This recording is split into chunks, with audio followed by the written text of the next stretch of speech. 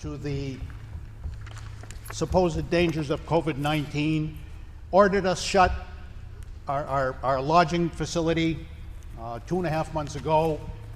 The other main cabins will not be able to reopen. With that being said, we have a potential buyer for our property. The lady sent over a building/property inspector. The inspector questioned the flooding coming from the roadway down to the property of the cabins. I am not going to miss out on an opportunity to sell my property just because of a watershed problem. I did take it upon myself to rectify the problem, started Friday into Saturday into Sunday. The only solution to the problem that I had on my property was to have a catch basin put in with a drainage pipe bringing the water straight down to the culvert. I hired an excavator last Friday, and quite frankly, I don't care if I'm on the right-of-way of the town of Madawaska. The problem needed to be fixed, so I fixed it. The town of Madawaska had 3 separate opportunities at which they failed miserably. So I put in a catch basin, I put in 65 feet of Schedule 40 pipe, buried with screen gravel, covered it up, graded it, brought it right to the culvert. Where I come from, I don't know about you people, water still flows downhill up on Gyngo Road. So I have here, if you want to see it, I have pictures, the before, the during, and the after. And to be more specific, what I'm looking at, can I bring this to you so you can follow along? Yeah. We're going to keep it within 10 minutes though, Dan. That's all right. So the information that you're providing, I don't think we have time to really take action on it, but we'll listen to you. Take action. Okay. Was there anyone else that needed public participation tonight? Fran? I don't know where I am on the... You're on the agenda. Okay. Thank you. Thank you. David. I already have one there, Dan. Okay. Okay.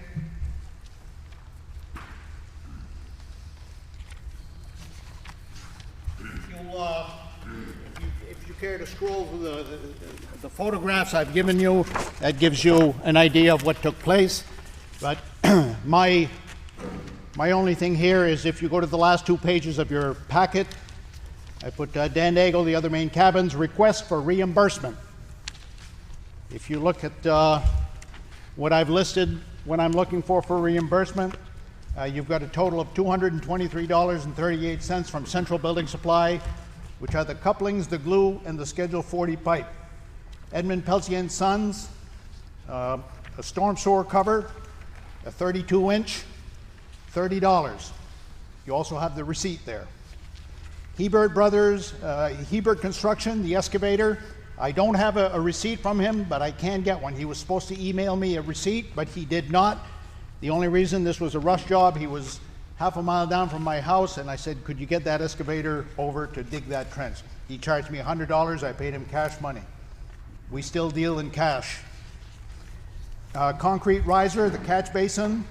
I picked this up in a garage sale for $40. It'll cost the town double that amount to get a riser from Clarence Roy or from wherever you get them. I'm looking for a reimbursement of $393.38. I spoke with Kevin this morning. Kevin was at my place to look it over. Kevin says that there's no way that they can come near to that to put in a catch basin and a line like that. If you flip that page, items and services not seeking compensation for. 7 hours of manual labor, I charge $20 an hour to work for anybody or everybody, except my wife. So $140 there. 1 bale of hay, which is only $4. 3 yards screen gravel, $30. 2 yards screen loam, $26. And the only reason I'm not charging for this is that I have some stockpiled at my house for ground maintenance. Therefore, I went at it in my pile. 3 hours of tractor usage. That's a 55-horse tractor, and I put down at $40 an hour, which is a reasonable rate for a tractor of that size. A total of $320 that I am willing to take up on my own. But long story short, Mr. Chairman, I'm looking for $393 of reimbursement, and I just asked the board to revisit this whenever they can convene and make a decision on this. But like I said, I'm under the gun. I'm under a time frame, a very tight time frame to sell our property, and I couldn't afford to wait. That's it. Okay, Pretty thank you, simple. Mr. Diego. We will take a review of this at some point. All set, board members? Anyone else on the public part? Yes, ma'am. Or, yeah. Okay, Don, I'm not sure where I'm at on this. It's for the music in the park. You're, right now. Am I the right place? Right now. Okay. As you all know, usually at this time of the year, we get ready for the music in the park. Unfortunately, this year might be different. I'm hoping that the board can help me out. We were supposed to start this Thursday, but I backed it up. There's 2 different sites that we were looking at. I talked to Gary about it. We're looking at possibly maybe doing it at the park, which we've normally done in the past. And then where Gary and I talked about possibly putting it at the Kmart parking lot. Okay, and I know there is rules and regulations we have to follow. I need your help. Is it something that we can work out? Is it something that, and maybe I'm off the ballpark with this, but being that we're doing an event in the park, and would it be possible to have like different events? Like let's say, for example, the kids would be at the playground. Would that be considered one event with 50 people? If we would have a cornhole, would that be another event with 50 people? Being that it's all in the same area, I'm not sure. Maybe you guys can help me out with this. You said you're not sure, and I'm not sure either. However, is that something we could review if, at some point, very soon? I think so. I mean, the reason why Jane and I are talking about it, it's one of those decisions that I felt that needed to come before the board. I don't feel like I'm at liberty to make decisions that, when it comes to crowd size and venues, things that happen within the town. And that's why we wanted to have this conversation before the board, see whether there is something that can be done that would accommodate music in the park somewhere, preferably at the park. But the issue is crowd size, and is there a solution that would allow music in the park to go on this summer, which is every Thursday night. And we felt that it had to be brought to this board for a decision. So, Do you feel it could work? You've been talking to her. Is there possibilities? I think the crowd size rules, the way they are, being ambiguous and subjective. It's whoever's on each side of the issue. There will be people that have a concern about the crowd size limits, guidance being not adhered to, and there are those who think that this is probably going a little too far. I think they're all valid points of view. And so, but that being said, it makes it a decision that's somewhat political, I feel, and one that I don't feel comfortable making myself, which is why we're looking for some guidance from this board as to whether or not there's something we could do to accommodate music in the park this summer, or if it's just something that's not possible. And I think their thought process is that, well, the park is big enough, there's quite a few kids that partake in the playground that's off to one corner, and a lot of people park around that block, if you will, in their cars. They can watch from their cars, and there's enough corners where people can be bracketed out into groups of less than 50. But would it basically mean the whole block would be limited to 50, or could each corner be a corner of 50, and that would allow maybe 200 people in the park? It's going to be hard to police, and I don't think anybody wants to police that. It's going to be somewhat of a police your own, and if you're not comfortable with being there because of the crowd size, then maybe you should watch it from a distance or not go. it comes down to personal opinion and choice, I think, as to what we do there. Okay, yeah, Lori, go ahead. I come from a view, and politically you're right, you know, that's the problem.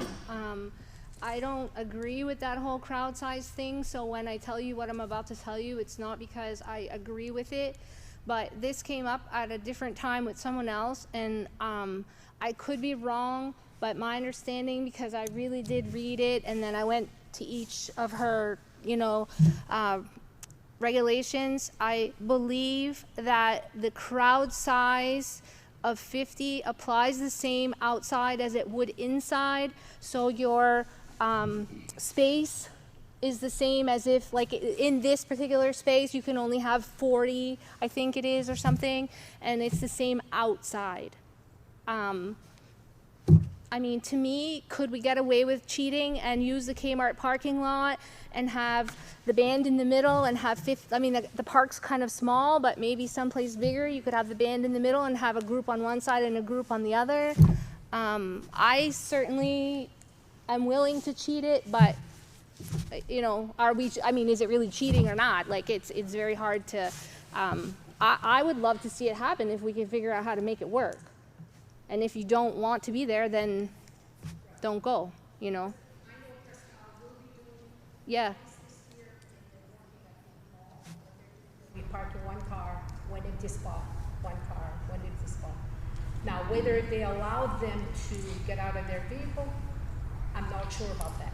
It wasn't written on the article that I sent Gary. I don't think they're allowed, and I even think it's just like with the graduations, if the windows roll down, they're supposed to wear a mask. But like Kmart, I don't know, is big enough to be able to do that every other space. And have you talked to, like, is the drive-in bigger? Could we work out with the people who own the drive-in to have some kind of, I'm just trying to think of space in town. Like, where could we park the most cars to get, you know, I mean, it depends on if we need to space them out. I mean, you know, as far as the Kmart park. To me, I think it would.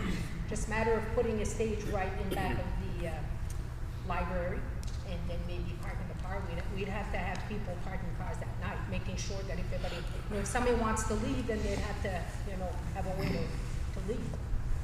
So whether if we can stop people from getting out of their car at 70, 80 degrees, hopefully, you know, because hopefully we'll have nice weather coming up. I'm just afraid people might not stay in their car and they're gonna come out. You've got people that likes to, you know, jump here, jump there. Are we asking for trouble? I don't know. I'm like you guys, I'd like to see it, you know, done, but do we wait until the month of July and maybe, I don't know. Maybe the amount will go more than 50 maybe? But I'm not gonna do it for 50 people. It's not worth it, and it's then who you pick and choose, Yeah, I hear you. you know? Doug, So- do you have any comments? You know, this is like the ordeal that folks are facing in Florida with the beaches there. I mean, it's really hard to patrol, and you know, once people get together out there, and all of a sudden they feel a little bit relaxed, and they start to think, well, we can start moving around. You're probably not going to be able to police it, and that's a big issue. And for us to say, okay, we're going to allow this to happen without keeping social distancing, I can't say that. I mean, if you think that you can kind of work around that and feel comfortable with it, but I know that you're going to face a backlash. You're going to have some people that are going to complain. People that are there that want to enjoy it, and all of a sudden people are moving about, and all of a sudden they're looking to get out, and you know that we're going to hear it. So I'm not going to condemn, nor am I going to go along with it, but if you're going to do this, you have to find a space that's big enough to be able to do it. You know, I love what you're doing.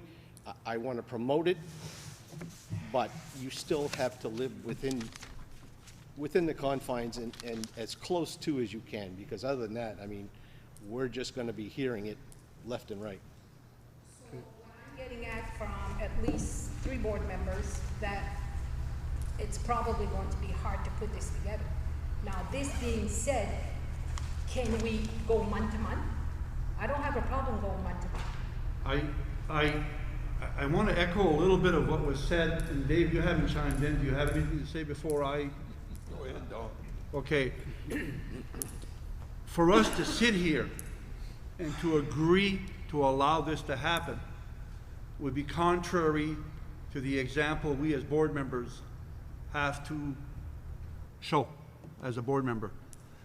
If you can consider doing it and you want to try it, I'm not going to stand in your way, but I will not say, yeah, we approve what you're trying to do. We'd love to see this move forward, but I'm not going to go, at least personally, contrary to what the regulations have been set forth at this point. So it's size, it's the amount of people, you know, social distancing, it's all of the above, everything. So Dave, do you want to say anything, or? Well, I don't know if this is feasible, but if they're gonna be too close together, then they would have to wear a mask. And if you're gonna spread them out, do like we did over here, spread the chairs out. And this is the only, and if this gentleman has a wife and 2 or 3 of his relatives, they can sit together. And then what happens on the road, around all the park, around the street, it's out of your control. If they want to park there and watch it, there's nothing there that stops them from doing that. Mr. Albert, do you have a comment on this? First of all, I'm really looking forward to going to Music in the Park. I've never been. Second of all, I'm hearing it said about the unenforceability of gathering. Okay? The problem is because people want to make free choice. You choose to use a mask. I understand it's your choice. I choose not to. Okay? And we decide between us how we handle it. Setting this up with the idea that people are going to continue to self-isolate within an area where there's people congregating and they are tired of being inside, you're not going to be able to enforce it. Okay? So, as I understand it, local communities are charged with enforcing these laws, these rules. If you go into a restaurant, and I did today, and they ask me for my contact information after I ordered my meal, my choice is no, you can't have it. Okay? The problem for the restaurant owner who is charged with enforcing this thing is, what now? Okay? I think we should go ahead. I think we should tell Canada Mills, we're having our festivals, we're doing our own thing, and don't know what to tell you about that. Come down here and enforce it yourself. Thank you. I'll take a motion down. The other thing I want to add, I've been going to Music in the Park for a couple of years now. But usually when we go to Thursday, we have a big crowd all the time, and it's hard to get around. So that's the only thing I'm bringing up right now. Okay. Thank you, Paul. Dan? 3 quick things to keep in mind. If a person is of the belief that this COVID-19 is real, so be it. If that be the case, ban the music in the park. If you believe the truth and the facts that this is nothing but a government hoax, open up the music in the park. And thirdly, do not forget that the president of this country came to this state last weekend and defied our governor's orders and is looking into have this rectified. Plain and simple. Thank you for your comment, Mr. Daigle. Jane, I don't know what to say. I think we've got a mixed board thinking on how we're going to thinking. You know, I'm not personally going to say go ahead and do it. You've got our blessing. Try it. If you want to try it on your own and you can make it work and it falls right where you want it to work. Am I gonna get in trouble? That's the first question. Never. If I'm gonna get in trouble, forget it. Call me if you do. Okay, James. Yeah. So I mean, you know, I totally respect your decision, and I totally understand how this virus is affecting all of us. yeah, I just want to know on a personal note your involvement with the community, with the music in the park, with other activities that you were involved with, and probably still going to have opportunities. I want to commend you for those efforts and stuff, and I love the idea that you're still thinking about what we can do for our community, and I thank you for that. Okay? So, anyway, I'm walking out here and I'm still not sure what I'm doing. Thank you, Ross, Jane. what do you think? What's Ross think? I'll put him on that spot. I think the town just comes out with a disclaimer that social distancing might not be possible. I'm not saying, don't say to hold the event, not to hold the event, but if you are in fear that you could be infected, stay home. If you don't have that concern, then there'll be music in the park. That's awesome. I second that motion. I think we kind of got him already. So Ross, are you giving me permission to go ahead and do it? I might go listen to the music, but not in uniform. Okay. Awesome. I mean, you know, the park is big enough, we can actually ask the people to distance themselves. Of course, you know, like Brian's saying, if your families, I mean, of course, you'll be together. But, you know, I'm sure that they can distance themselves, and if all fails, we'll ask people to wear masks. You know? All you can do is recommend and try to educate on distancing. And if some of them are more fearful, put the mask on and try it one time and see how it works. But you're gonna need more than you to go around to make sure people are listening. Well, if they refuse, you put them in a special corner. Yeah. All right, thank you. Okay. Okay, Jane, thanks a lot. All right, as I mentioned earlier, we're going to move Article 11. So I need a motion to go into executive session per 1 MRSA subsection 405, 6F for consultation with legal counsel. Do I have that motion? So moved. Moved by Doug. Is there a second to that motion? I'll second. Lori? All in favor? We carry. We'll be going into that room, and I don't know how long we're going to be, but. Okay.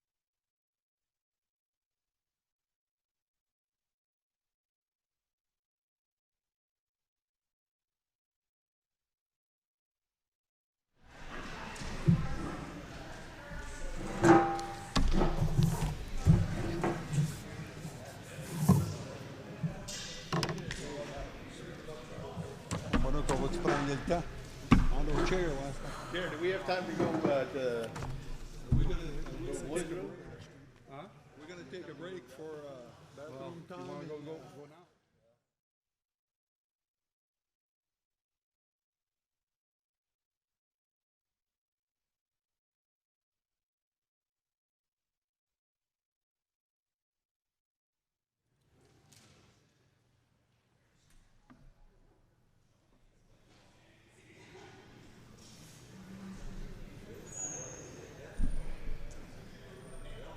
Dawn, could we move article, like we're gonna do the other business, then can we move Article 8 up, or any, like the articles that the people are waiting for?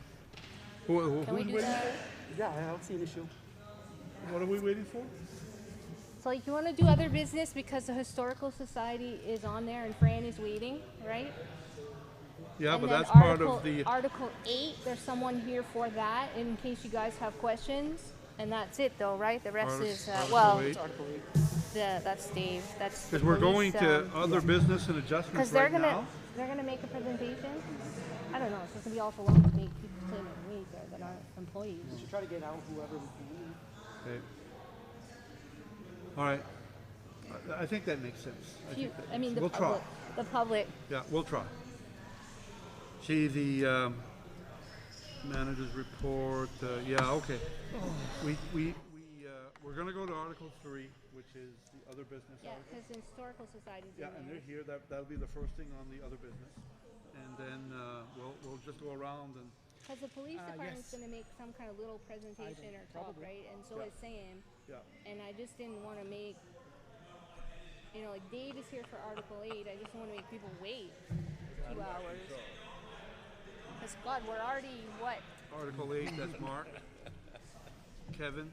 You got Mark, you got Kevin. No, Article 8 is Article 8, sewer department.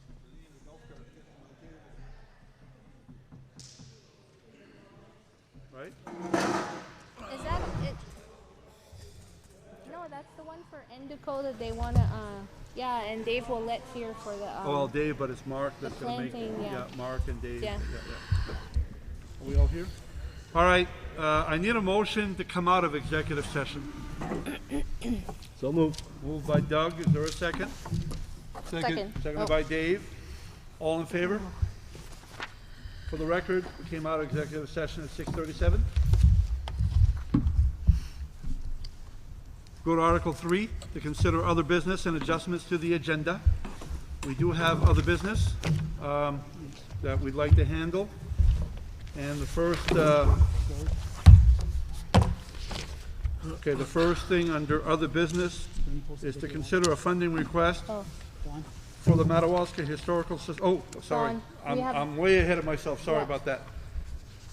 We came out of executive session. Is there any action to be taken on our executive session? Yes. Go ahead, Mr. Moore. We would like to, I would like to make a motion that we pursue the validity of the term sheet or term paper. Which is the agreement between the town of Madawaska and Twin Rivers Paper. Yes. Okay. Is there a second to that motion? Second. Seconded by Doug. Is there any discussion on that motion? All in favor? Motion is Aye. carried. Thank you. All right. Article 3, to consider other business and adjustments to the agenda. The first thing is to consider a funding request for the Madawaska Historical Society for the roof repair of the Albert Home. Discussion continues from the May 18, 2020 Board of Selectmen meeting. We have representatives from the Historical Society here tonight that would like to address this board. Fran? My request for tonight is really twofold, okay? One of them is that I think you've got, Letters. well, letters, I wrote 3 letters in the past, but in your packet, you must have the Excel spreadsheets of the amount of monies that have come in the past. Yeah, So the twofold that I want to talk about, bring to your attention, is that one of them is, yeah, as you mentioned, help this year, right now, for the repair of a badly damaged building. That is one thing. But the reason that it comes to you that way is that we have not been supported by the town of Madawaska since 1995. In 1972, okay, I'm going back far there. It's before a lot of us were around there. In 1972, I did the research. The voters of the town of Madawaska voted and accepted to put the Madawaska Historical Society on, I don't know if you call it on the warrant, or it had an article of its own. Okay, so every year it got voted on as an article. I don't know when that was taken out. Do you folks know? When did the voters in Madawaska vote to take the Madawaska Historical Society off? I can't find it. I don't think it ever happened. So we were left in the lurch. We have not had anything come in from the town of Madawaska. There's no membership dues as such. A long time ago, lifetime memberships were sold. And, you know, like anybody else, if somebody bought a lifetime membership, they consider it lifetime. So we got ourselves into this. We've got buildings to take care of. We've got electric bills every month, like everybody else. We've got liability insurance to pay. We had the gazebo needed to be fixed this year, right? Did you do that? No? Okay. Somebody did it. So it just gets to the point where, what do we do? So it's twofold in the sense that we should be back on the roster every year. The last time we were given something on your papers in 1995, the shorter list that you've got in your document. In 1995, the last amount we had was 5,000, I believe. And I'm thinking 15 years ago, it would be more reasonable anywhere around 8,000. So it's twofold in the sense that we want to be put back on the warrant like we were, because we were never really taken off. It just stopped. What happened, what I can say happened in 1980, the Madawaska Historical Society wanted to start the Acadian Festival.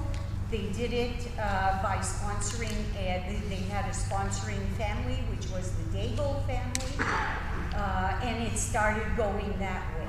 So I'm being told, I asked all businesses in town, and they said, well, why do you need money? Because we're supporting you indirectly with our tax money for the town. So we're caught in this place here. So is there any way that we can get help for this year for the building that's in dire need? And we want to be put back next year. How do we get back? Process of getting back will simply be a formal letter asking to be put back. As we develop our budget moving forward, it'll be up for discussion with the Finance Committee and with the Okay. about, She's already done Which that. has been done. which has already been done. So that part's ready to go. The other Okay. thing is money So right now.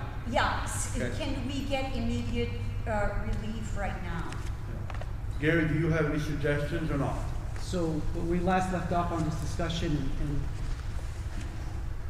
was where are the funds going to come from? And so right now, the way that the articles work for funding the various departments of the town and the social services is they have an intended purpose. There are no monies available in the town budget per se to make a meaningful impact on that. There's really not much. We can't take money from the rec department or the police department or even the Canadian Festival, since it's not happening, because that money was raised for that purpose. Okay, and so we got to be careful. Now I know I think we all want to do something, and there was discussion about possibly having some bridge funding out of the UDAG program to get us to this crisis until we could figure out a more permanent solution. It's really the only place where we could dip into some funds to help them out right now. The situation with the UDAG is we would have the availability of funds. We went through the boost program. We funded that. We had approved up to 40 $1,000 microloans. To date, we have 9 that have been dispersed and paid, and no requests pending. And we have till the 30th of this month when that program is going to stop. And so I think there is some funding there that if this board so chose, they could help out the Historical Society with this funding that they need so critically. The issue, obviously, with the delay in the town meetings and the budget process and everything that came to a screeching halt is that we're not really sure. I mean, they could also make that request as a budgetary request as part of their annual appropriation if they wanted to get some money through the town taxes, if you will, not through the revolving loan fund, or what we call the UDAG. We're not going to have a town budget adopted likely till July sometimes, until we get a better picture on revenue. I think that right now the inclination has been to kind of hold off on town meetings until we get a better picture for what revenue is going to be. And so what that does, it puts back our tax commitment in our business year, if you will. Even though it's still July 1, we won't have a budget to support that request until town meeting is adopted, which could be July. I hate to say if it went back even as late as August. So if you were to address this with funds right now, the only place that you could go to would be the UDAG to do that. And whether or not you decide to do a bridge loan and for repayment based upon the town maybe willing to put some tax money into it through an appropriation request, that's totally up to the board. Ultimately, if there's going to be a request for this project to be paid for, like in other words, if you don't want the loan to be a loan, it's just sort of a bridge, which is something that the board had discussed, where you would want a town appropriation to pay for that project, that would have to go through the budget process with the board and the finance committee to be adopted at town meeting. But my question is, it has been a long time ago, been voted by the Madawaska voters that it had its proper place on the budget. When was it taken off? Okay. I don't know. I don't know the answer to that question. All I know is that in speaking with Guy Dubé over the years, earlier, that he talked about the need for funding requests to the town went away because the Historical Society was receiving a lot of other money through. No, there was one grant 1 year, and that's when the cross was built, and that's when they decided to build the gazebo. No, it's just that it was dropped. So now, why would I have to ask to put it back on when it was on there? It's like asking the same thing. As far as being in social services, that's what's stopping it from taking. We can't jump in one department to another. But why are we in social services? That's where things That's were. where it was always, those type of, what he's talking about is it moving forward, it could be put in there. I don't know when that article was removed, I just don't know. Well, I And- can tell you that the funding stopped in 1995. Okay, And if you look at your papers there. Yeah, I saw that. The Madawaska Historical Society is the parenting company to the Acadian Festival. Period. Is there an Acadian Festival this year? no, Okay, so the money is appropriated, could some of that not be given back to the parenting company to get us back into? I'm not clear on that, Fran. That's, the voters said the Acadian Festival, they did not say the Historical Society. So, That's, Yeah, I know. Go ahead, Lori. so Fran, I think just, I have a question, but, it, how it comes off, none of us were on the board at the time, but basically, like, even this year, if this board and the budget committee decides we don't want to fund the chamber this year, or, and I'm not saying that's happening, but that's just the first thing that comes to mind, we could decide, the budget committee and the board, not to create an article in the warrant, and then it would just go away, and then that may just continue every year. So whatever year that stopped, for whatever reason, it's just because somebody decided not to fund it. Maybe it was a real tight year. Maybe, the money, I know for a while the chamber was getting all of the festival money, and it was up to the chamber to give it to Acadian Festival or International Festival, and that caused friction because one year they just said, we're not going to give it to the International Festival Committee anymore. And I was there and there was an argument. So it just depends on what each board and committee feels. But couldn't this be considered, and I know people's feelings about Historical Society are different, but if the Historical Society is running the museum that we're sending people to for tourism, and they are holding all of the artifacts that are donated over the years by families, and they've got a lot of stuff there, wouldn't that be considered a community development thing? And is there no money in any, like within community development, couldn't you potentially move money around a little bit from line to line to at least help them fix the roof? Because at this point, all of those things that are in those buildings are going to get damaged, and then those are things that have been donated for, I mean, maybe the voters will not vote to fund that going forward, but I think right now we should look to try to fix it so that going forward, at least the voter has a choice, because if we wait till it's all damaged, or we need to move that stuff somewhere else, it belongs to the community.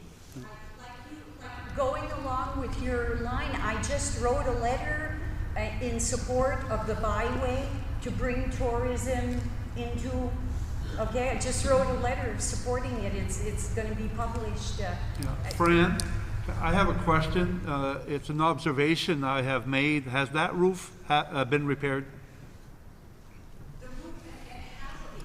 Okay, half the roof has been repaired. Half of it because we applied for a preservation grant, and well, the money has not come in yet. We're hoping it will, but it needs to be matched. And that match is? The amount? Yeah. The grant is for 4,000. The match is, we've got to come up with the 4,000 to put. Is that what you're asking tonight? Is that 4,000? Well, actually, the work that's left to be done is 8,000. We have options, I don't know about community development if we have money in there to be able to do that, but we do have that option of the UDAG monies. It was designed to help business, UDAG is, but at the same time, you could stretch it and say, if people are coming to town and we're helping business because they're coming to visit this place, they may, fuel, they may eat at a local eatery, so, I'm open. I could add that the traffic going down to the cross is double, and we're only the month of June, and it's already double of what it was just because people need a place to go. And, you know, we need to get the railroad ties back into the railroad.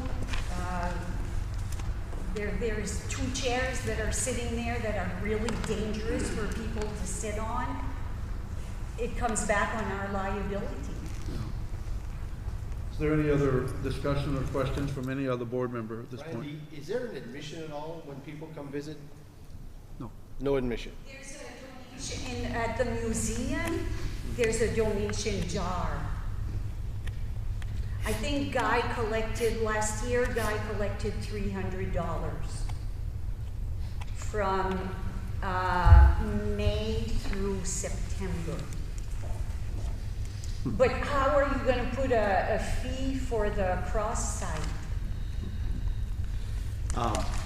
Gary, do we have to, are you waiting in anticipation of other businesses addressing a UDAG loan? Are we having to wait to see who is or what we're gonna have for funds?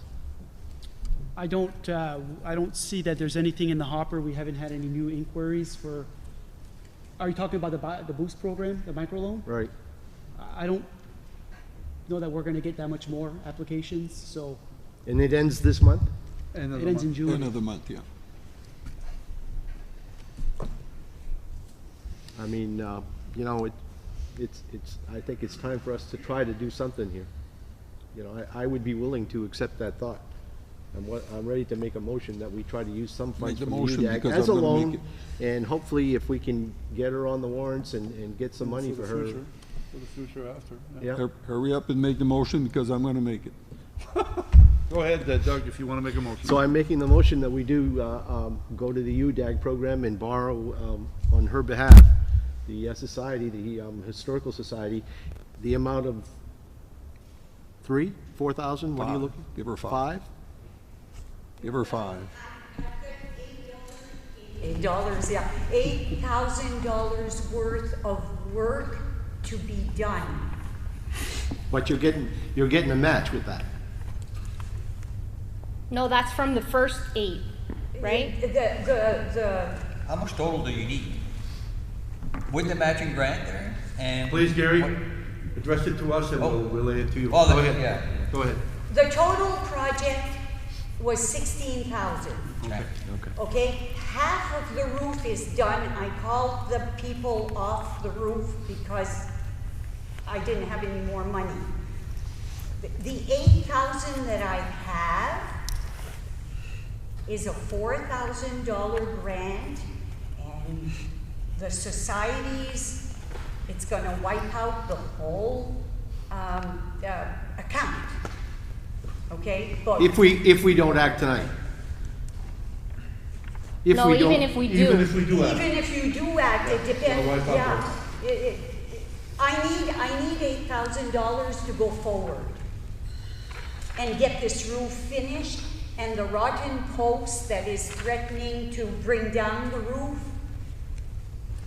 All right, so I'll make a motion that we approve $8,000 from the UDAG program as a loan for the interim to see if we can get her roof fixed. Are we making this part of the microloan program? No. Oh, I wasn't thinking about the think micro so. loan. With no. the same terms? I don't think so. No. No, I wasn't addressing it in that manner. You're addressing it as a loan, $8,000 to be paid whenever the Whenever- funds become available through their organization. Right. Is that what you're And saying? hopefully through taxes, through warrants from the town To repay or? to repay the loan. Hopefully from where to repay? Well, you're gonna have an article in the next, for the next town meeting? Well, I sure am hopeful. Well, you sent a letter, or you have a request there? Yeah. I like to think that it's being considered and honored, because if not, where am I gonna get the money? Next year, I'll be in the same, I would feel a lot more comfortable if we made it part of the microloan program. We already have all the parameters all the So the conditions. microloan was for 1 year. Well, And we'll 1,000. have time to address it. 1,000. We'll have time to 1,000. address it in our budget meeting within that year's period, and we can take care of it then.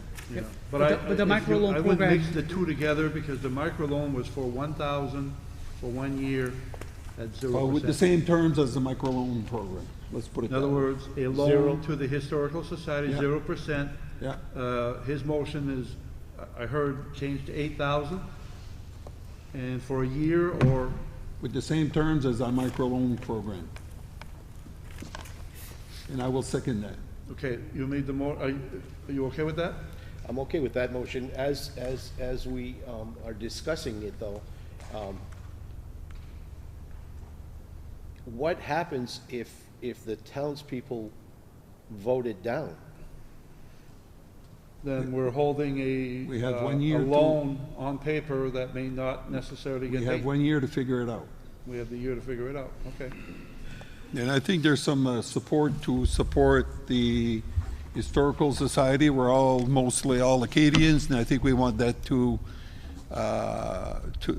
continue and to be viable. And I don't see why we wouldn't agree to fund the Historical Society, but we need a plan, a 2-year plan, a 5 and a 10-year plan. We need to know more information to understand what the needs are. Okay, is that the second to his motion? The motion is what again, Doug?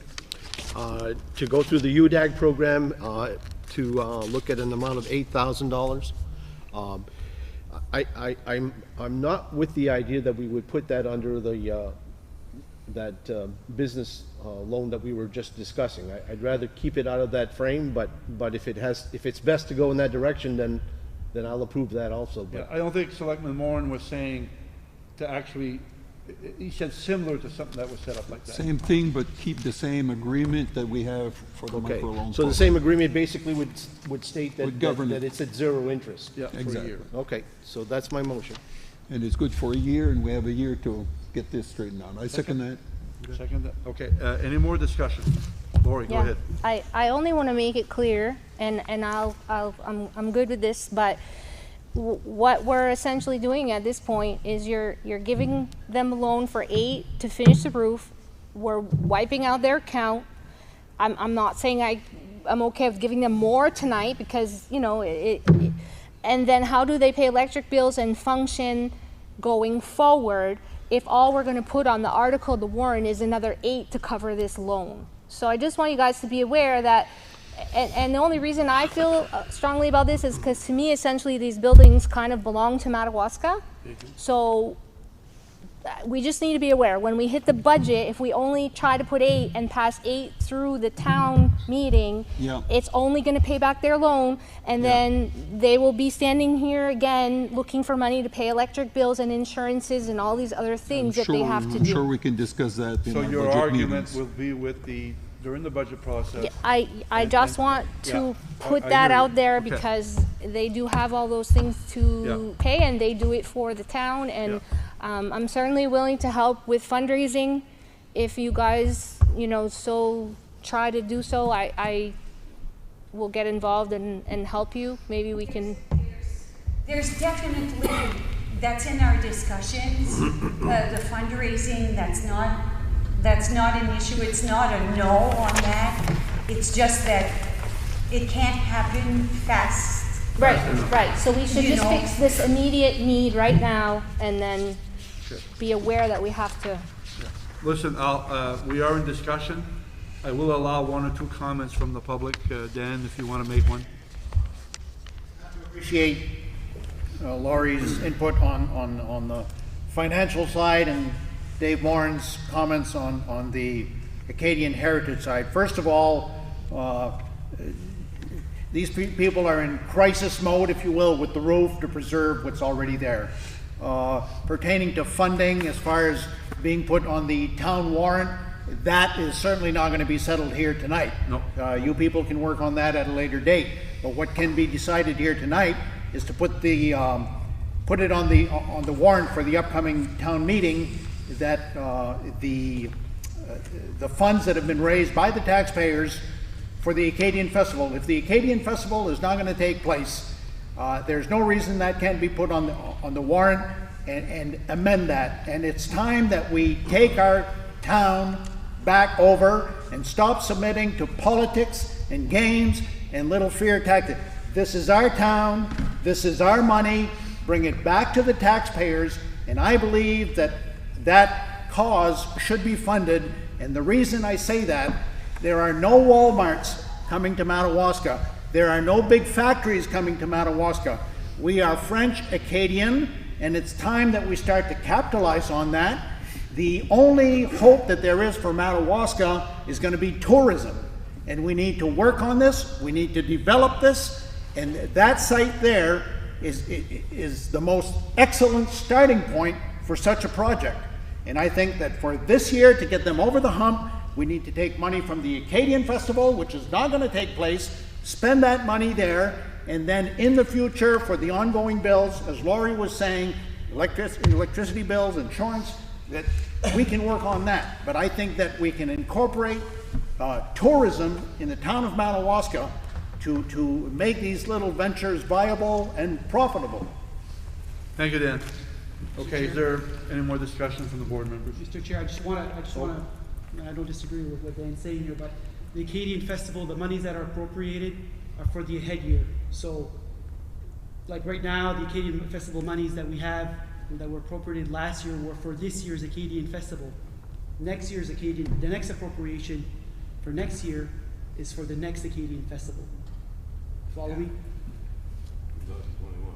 Okay, one more comment, Linda. I know you've been up a couple times.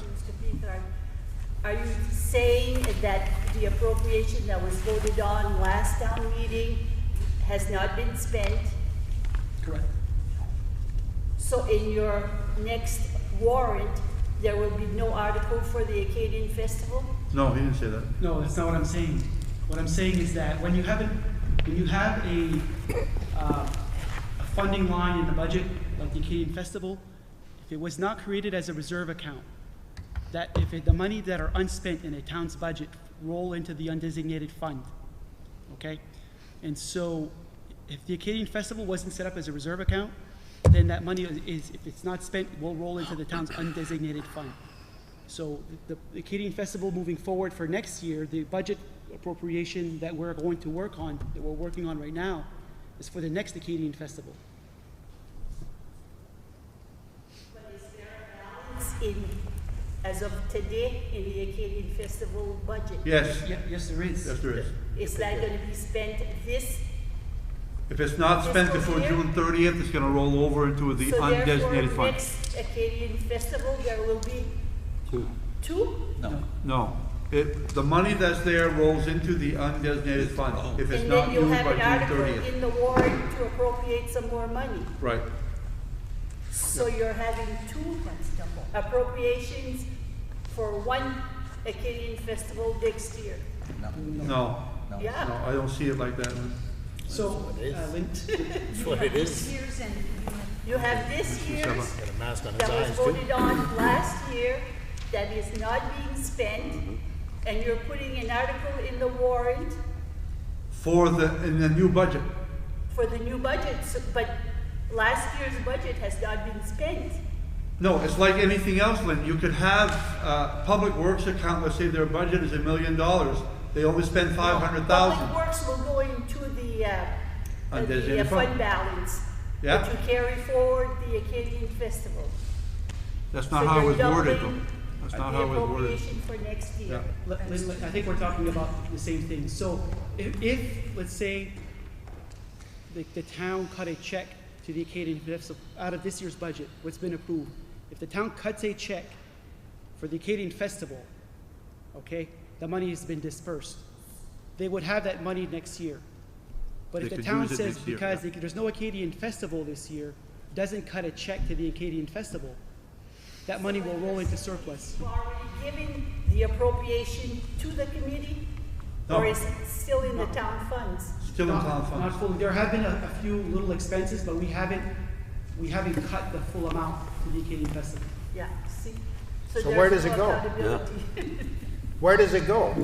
Undesignated fund balance. Undesignated fund balance, Mr. Daigle. That That's ain't how right. it goes. That ain't right. Well, that's the way it's set up. Is that the money that falls through the cracks? Mr. Dufour? Don, can I make a suggestion on this? Sure. How much is available in the Acadian Money Festival right now, money that hasn't been spent? I'd have to take a look, but I'd say, I would have to take a look. I don't have that number. off the top of There's a my head. lot because they raised a lot of money too that's sitting there. My suggestion is, and this is only my suggestion, go see the Acadian Festival Committee. Since they're not having the Acadian Festival as an entertainment for the town of Madawaska, have the Acadian Festival Committee donate or loan that money to the Historical Society, which is the Historical Society that started the Acadian Festival back in 1980, I believe, and somewhere. So it's going right back to the parent family of the Acadian Festival. So just ask the Acadian Festival to make a check to them to do the repairs to their parent company. That's all we need to do. And the money is spent within the organization and within what the Acadian Festival is all about, which is our Acadian heritage, which is Dante and St. David, which the Acadian Festival Committee has been using for the last 35 years and never gave the money back to them to update it and keep it running. So this year would be a great year for the Acadian Festival to step up with the money they have available and hand it to them. It's got possibilities, I guess, to consider. But then that doesn't, with the motion you don't and need a second we microphone. have, so. Well, that makes a lot of sense.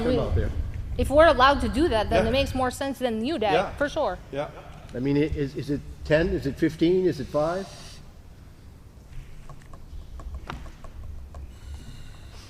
More. Well, we're not going to. I think the only issue that we have, What we should do is, I guess, we approve the motion pending the possibility of finding the funds elsewhere. If that doesn't work, I think it should be brought to our next town meeting, if we can use that unspent money to put towards the project. I think the people needs to vote on this. It's not quite the same putting on an Acadian festival Than a or historical, fixing okay. a building at the. all right, then, I hear you. And I think that this money, yes, could be taken and given to them, but it needs to go to a voting process. Okay. So we But have a motion, by we have a then, second. it's gonna Right. be in the undesignated fund, so that's a whole different Right. warrant by that. We have a motion, we have a second. Take a vote. All in favor? Unanimous. So you'll, We'll fix your roof, we can Fran. cut a check whenever for up $8,000 within a week. Okay? Out of UDAC, yes, Jerry, yeah, out of UDAC. Yeah. Okay, we're gonna move on. Yep. We'll be here till midnight. Yeah. Is the fire chief here tonight? I don't see that he's here. No, Huh? I don't see him. that he's here. Okay, we'll move on to someone.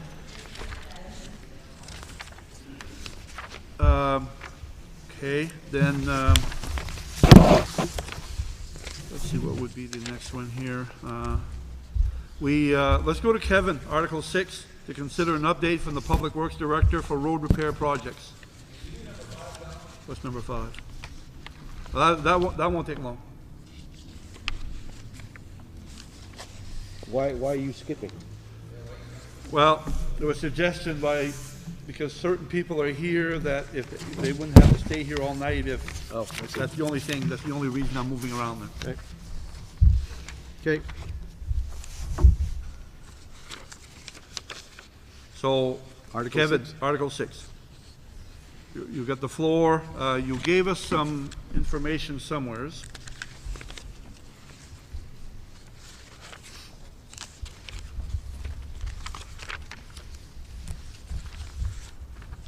Okay. Probably in this stuff here. Was that in some of that stuff that came across? Don, it should be on the top of your table there. Is if you that, didn't is this mix it right up. here? The Yeah, I town moved stuff around a while ago. road repair and. Oh, right here. I got Okay. it. Thank you, Lord. Okay, Kevin, what we have in front of us is the in-town road repair and hot top. Is that what you want to address? wanna know where, you know, where we need to, where you guys wanna repair in town, so I came up with a list of what I think was the most important to start addressing, you know, for this year. Because we're not doing what we had a plan for last year, that, you know, that's put to the side burner for now until we can figure other things out there, but this is what I came up with, repairs, and, you know what I mean, I just wanna know which direction to take of where we're going, is, you know, how much money we have to work with, and you know, what's priority, what's not priority. What do you have in your budget, Kevin? To work As with far this? as the road repair account. To this day, I've got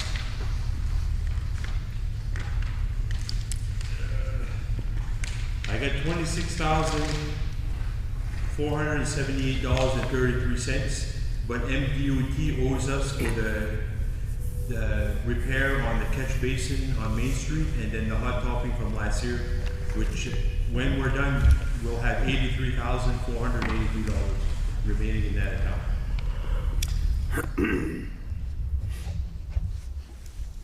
Are you saying, Kevin, it's 83 plus the 26? No, that's including the 83 is the total.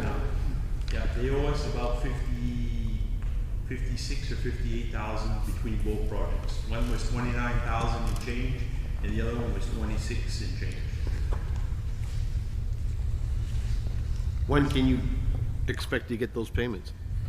I submitted the first one after Christmas for the hot topping of Main Street, and Gary contacted them a couple of times, and he thought that Bob Watson thought that it was under or already had been taken care of. So we resubmitted the bill again, and then we just resubmitted a bill last week again for the catch basin that was done on the North 16 on Main Street. So we're hoping that anytime soon, I mean, We have hoping by plans July. in place for those reimbursements, so it's not a question as to whether we're gonna get it or not, it's just when they're gonna disperse reimbursement. I would like to say that because we're not spending $3 million in hot top, we need to make a good effort on shimming and rebasing certain areas that are in great need of repairs. And I think along those lines, is it fair to assume that in our next budget cycle that the hot top account will be intact or not? So what we have right now is, because of the situation with the budget process and the economy because of COVID, we're sort of in a holding pattern with waiting for some updated figures from Maine Revenue Services as to what kind of cuts we're looking at for programs that are funded, such as revenue sharing, local road assistance, that we know are going to be cut.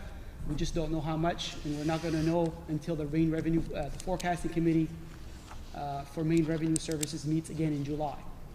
And so we can move forward with assumptions on revenue, or we can wait to see what Revenue Services will put out for revenue projections, okay?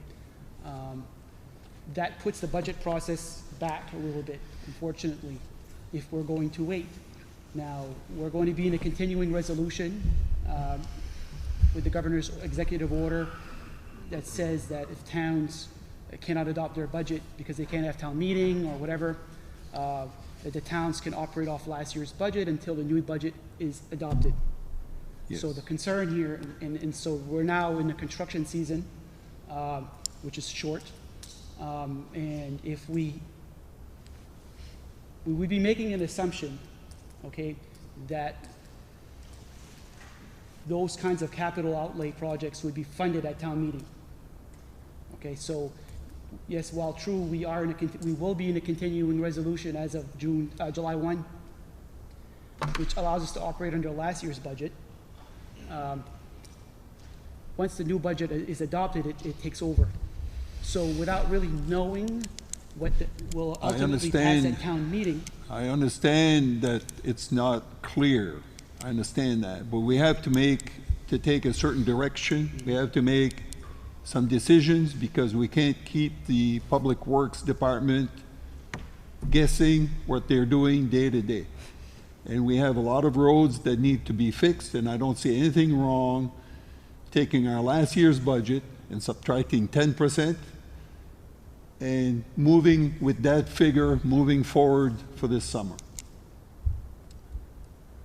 And there are decisions that need to be made. And actually, they should be working on it right now. Because yes, the season is short. Well, let's try to put things in perspective, David. When we go through a process of budget, the money that is appropriate at town meeting can only be spent after July 1st. What, right? Yeah. I think you'll agree with that. Yeah. And the remaining Public Works current budget with anticipated For this year. revenues coming in For this year. is 80-some-odd thousand dollars. Okay, but after July 1st.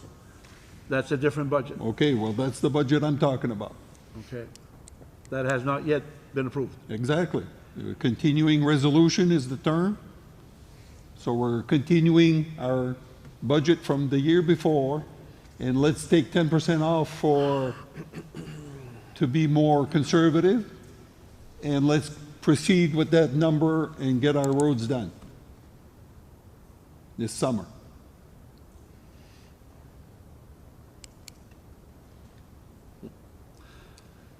I know what you're saying. And I I hear don't you. think it's fair that we target the hot top account and the road account first if we're short somewheres. I don't think it's fair. That amount has to stay there, and that's why we're in trouble today, because in the past, it's always been the first account that we raid. It shouldn't be raided. If our budget for next year is tight, it's tight. It has to be, it's going to be tight. We all know that. And there's no way around it. I mean, we need roads to ride around in, and if we're not fixing our roads, repairing our roads. The scenario unfolds like this. We go to town meeting, August, July hopefully, but let's say August. August, September, and Yeah. then it's too late. And our budgets are not approved. Our budget are not approved? Are not approved at town Well, meeting. according to state regulation, we're on continuing resolution, and we're fine and legal with that.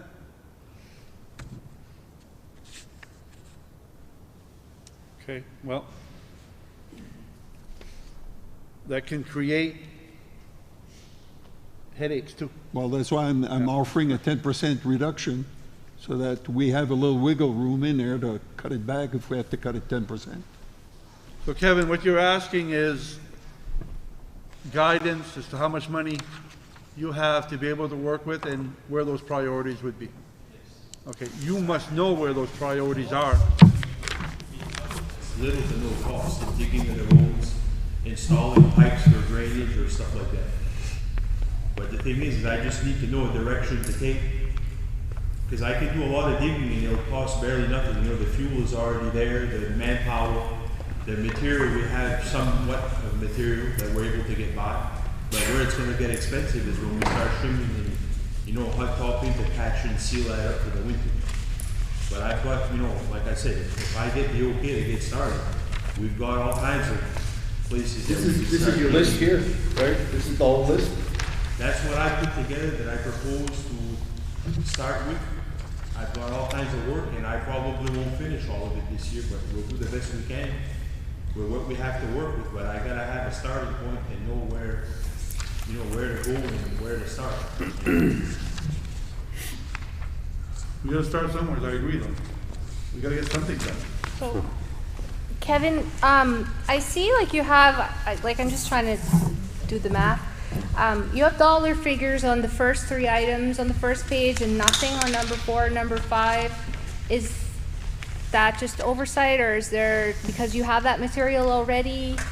No, that was, I did that in priority. Okay. You know, like I was thinking that what, you know, the first two I was hoping to attack, if I had money left, would be the third one. I should have probably, you know, said that. But that was like my, you know, first priority, second, third, fourth, fifth for the in-town and out of town. And what's the total usually, like Dave is saying, use last year's budget less 10%? What is normally that figure? For the hot dog? Yeah. Was $350 or $325 in the past. It I was believe it's $350. $325. Yeah, That was last year's budget. and that's just hot topping, that's not including what's in the ground, that's just paving. That's not including the prep. Yeah. So if I, you know, on top you have 370 tons with a figure, if I add those figures to the bottom, that first page, considering what you have left over, you're not even close to going over that. And like budget wise, I mean, you're at 283, so you'd only be using 200 from next year, which My is, plan was so is that's, that- I mean, What we usually do is that it's 150 in the back roads, 150 in town. Yep. So I was planning on taking $100,000 in town for hot topping and 100,000 in the back roads, and then keeping 50,000 for trimming and preparing. To tackle just the small areas and seal that for now. And then on top of that, usually we take out probably $7,500 a year for cold patch and Lorenzo repairing to make berms and stuff like that. Because I knew I had about 300,000. If I do 100 of hot top in the back roads in the town, that's 200. Then I got $50,000 to prepare and to trim. You know, you can go quite a ways with that. and it leaves you 50 as a cushion. Yes, Plus you're not considering this first 83 that you have left over. exactly. So you really have $130,000 cushion, which, I mean, I don't think that's, I don't feel like that's a problem. That's a lot more than a 10%. I'm just trying to do what's important, because I gotta have time for stuff to settle before we hot top, and we're prioritizing and trying to do the most we can with what we have to do. So what would you do if we did nothing? We've got all kinds of maintenance to do. No, but I mean, with the roads, considering the roads, I mean, would you do anything to them at all? Would you just leave them like they are? Do you grade them? Do you fill the holes? What would you do if we just said, don't do any of these projects that we're considering? We'll probably put cold patch and pass the grader on the back roads, and you know what I mean? We've got plenty of other work to do. No, I'm not disputing that. All I'm questioning is what happens if this board was to say, let's not appropriate anything at this point and just grade it, patch it, and we'll live with it till we actually are able to appropriate dollars. I think that we'd be in big trouble in the next few years, because our roads would really take a hit. Yeah, but these roads have been neglected now for like 10 years. Yeah, but they've gotten a lot worse. If you take let's say for instance on Dino Road, if you take a ride up there, you know, the upper or the top layer of hot top is coming off the base, and now you have these scabs that you can't put cold patch in, because every time it rains it comes right back out. So you're good for a week, you know, you're just putting a band-aid for a week or two. And I've noticed that the truck ruts have gotten a lot worse with the traffic rods. There's places you can let the steering wheel go and the car will follow in its tracks. And you don't see it visibly until like you start looking and say, look, that, you know, and that. But they are getting a lot worse. I mean, it's... You know, what I'm concerned about sometimes is that if you allocate the amount of money that you're talking about, which is very minimal, and I appreciate that figure, but what are you really doing? You know, are you accomplishing something that's valuable, it's gonna hold for a few years, or are we just doing this to make it through to next year? I'd like to answer that for you, Doug. There are a lot of places in the road where we have collapsed shoulders that need to be shinned. There are some spots that need to be dug out, maybe 50 feet long, and rebased and hot top temporarily. These are all things that need to be done before we even consider borrowing $1, $2, or $3 million to do a straight over, okay? And this is the ideal time to do it, this summer. And I think it would make the public a lot more happy Let's put it that way, because then you have the really bad spots all fixed up. And I think this would put us in a really good position. Now, none of this can, maybe a lot of this cannot be done unless we buy a piece of equipment, which will cost us $20,000, which could be put into the hot top road account, I believe. I don't think there's anything wrong with that. But I think this is doing something that will cost minimal and will have a great effect for it. This is not wasted money. This is well that something, spent Kevin, money. you were considering? A piece of equipment for $20,000? I'm not sure what Dave's talking about. We had talked about with Gary and, you know, we had talked that if we possibly would buy a paver or use hot top paver just to shim our roads, do it in-house. So that's been in the thought process? Well, it's been in the thought process. I mean, it was brought up on the table.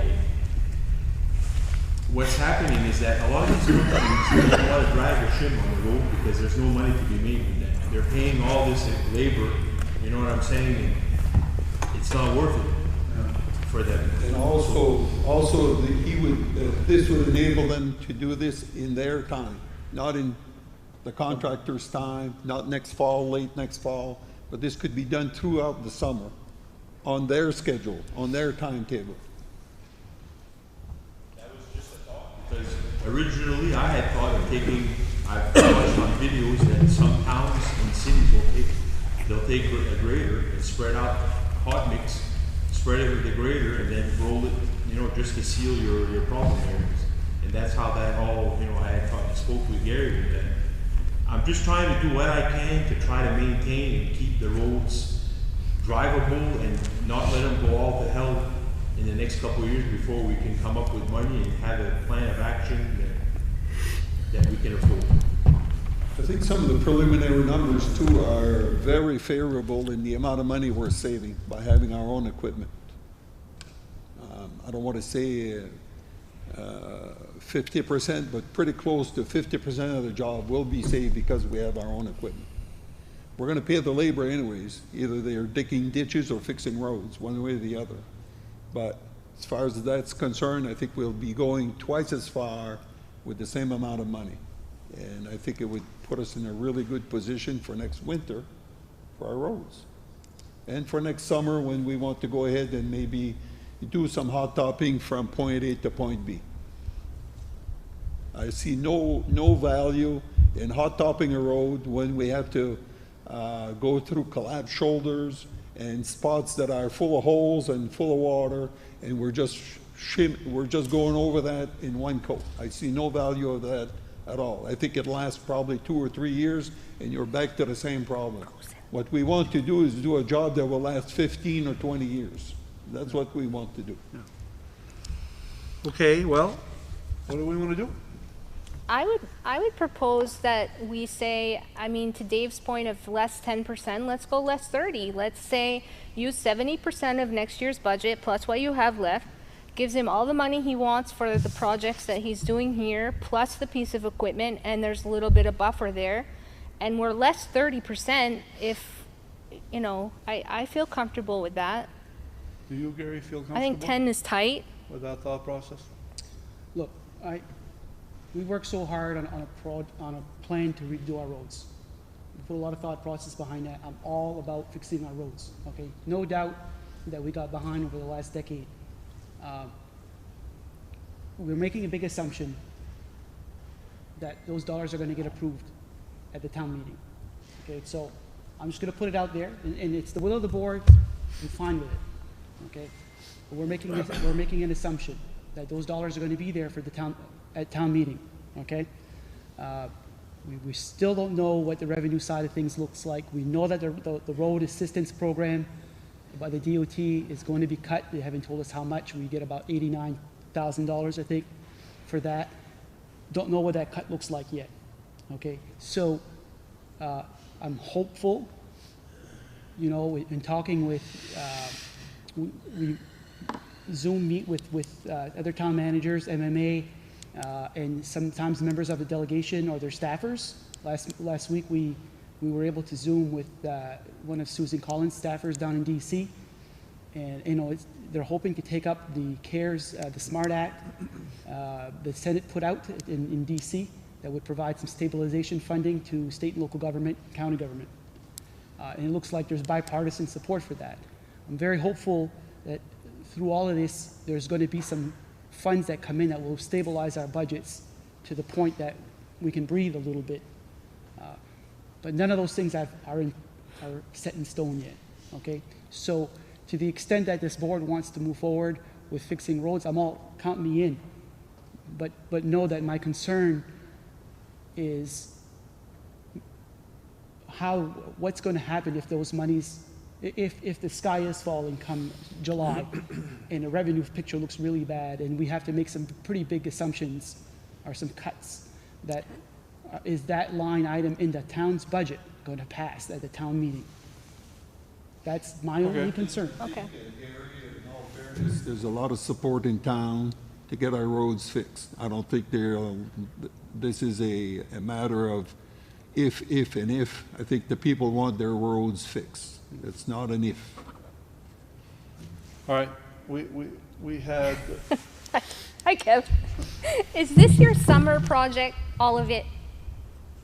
Like you said, you might not get through this. What is the timeline of all of this, of your 300 you need and your, because maybe we can go 50% and then in July, we'll look at it again. Well, I would propose that if I could at least start digging the bigger problem areas, because a lot of that is just labor in-house and, gravel, it's very minimal amount. I would tackle the biggest problem areas, and that would give me probably about 3-4 weeks of work. And by then, by July, we'll know more what's going on. And if it doesn't look good, we'll just tackle the big areas this year, seal it up with hot top, and then back off until we're more certain of what's going on with the funding and all that. Okay. So let me. Because I've got plenty of places that. Let me suggest this. We've hot topped really late before. We've hot topped into September, late September.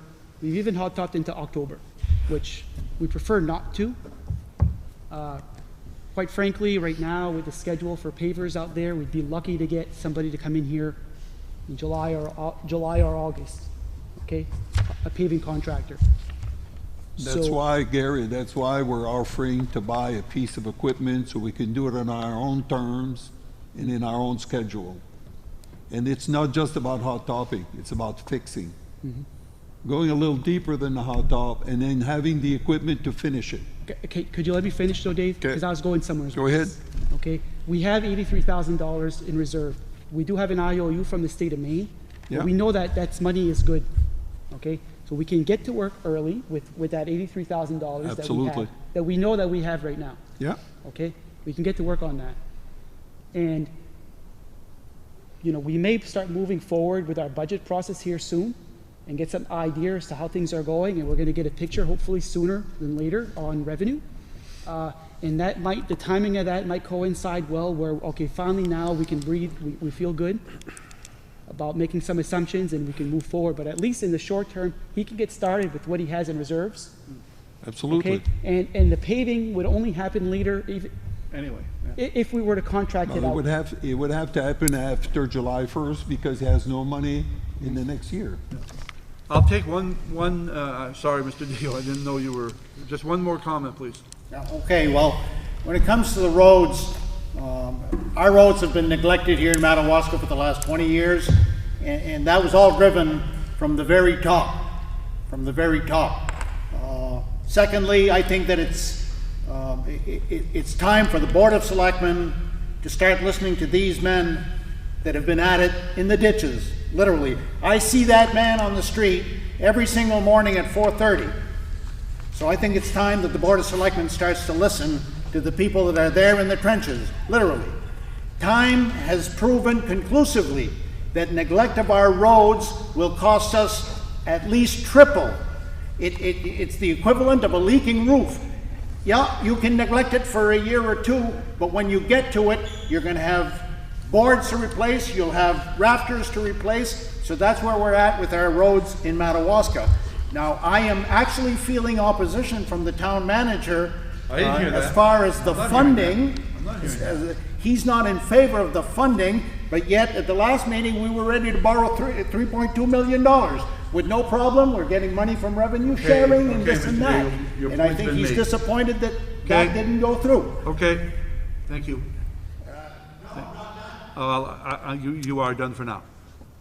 The board's gonna make a decision. Given to an individual on the floor, the chair does not have the right to reclaim the floor until the individual relinquishes the floor back to the chairman. So we need to look at our roads, and I resent the statement that you made pertaining to supposing a scenario that we come to town meeting and the townspeople turn down the money for the hot topping, and we've already started. Well, let's start with half. Never mind the 10%. Lori had a good figure there. Let's go at 50%, and when the money comes in, there's a public outcry in this community right now about the conditions of our roads, and we need to look at it. We need to look to it, and we need to fix it. And if all, worst case scenario, if it's turned down by the taxpayers, well, we'll have an amphitheater to sell to fix our roads. Thank you, Mr. Daigle. All right, what do you guys want to do? By consensus, allow Kevin to move forward with what he's suggesting to do with the funds he has and the anticipated money coming in at, what are you talking about, 50% less? I mean, this was for the whole summer, correct? Yeah. So Yeah. let's just, I mean, what do you need for the month until we have our next meeting?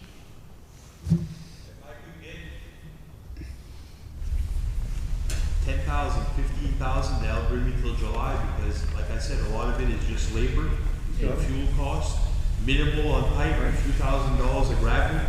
I mean, we can get by for that. And trust me, we're gonna do whatever we can to do it the right way, but also keep the cost down. So I would make a I don't see motion anything that, wrong with him spending the $83,000 that's already in that. right, plus Let 15. him spend that or not spend it till July 1st. And after July 1st, I see nothing wrong in committing 80% of our usual budget towards the roads and let this guy do what he does best, fixing roads, and let's do it right. And if it's going to be a stop and a start and a stop and a start, your schedule is out the window. I mean, you're going to be wasting all kinds of time. So the guy needs a yes or a no. I mean, are we going to fix our roads or not? We're all saying yes.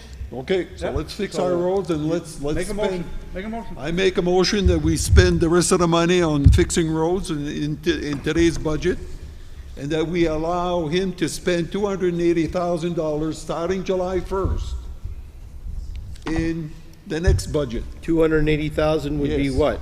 To Of do of roads, last year's budget? To fix roads, to hot top, to shim, to rebase. That's. To buy a piece of equipment so that he can go twice as far okay, as Paul. hiring Yeah, I know where this is. Thank you. subcontractors, okay?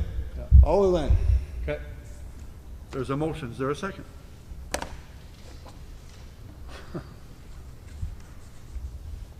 I just disagree with the 280. Yeah. I mean, I think we can give Kevin the month, like, we know it's probably gonna come, but give him what he needs to work for the next month or so, and then at the next meeting, we'll talk to him again. I mean, he's not asking for the whole 280, that's not even 10%, Dave. You were saying 10% a while ago, now you're. 10% off of the 325, that gives him 300, just a little bit under 3.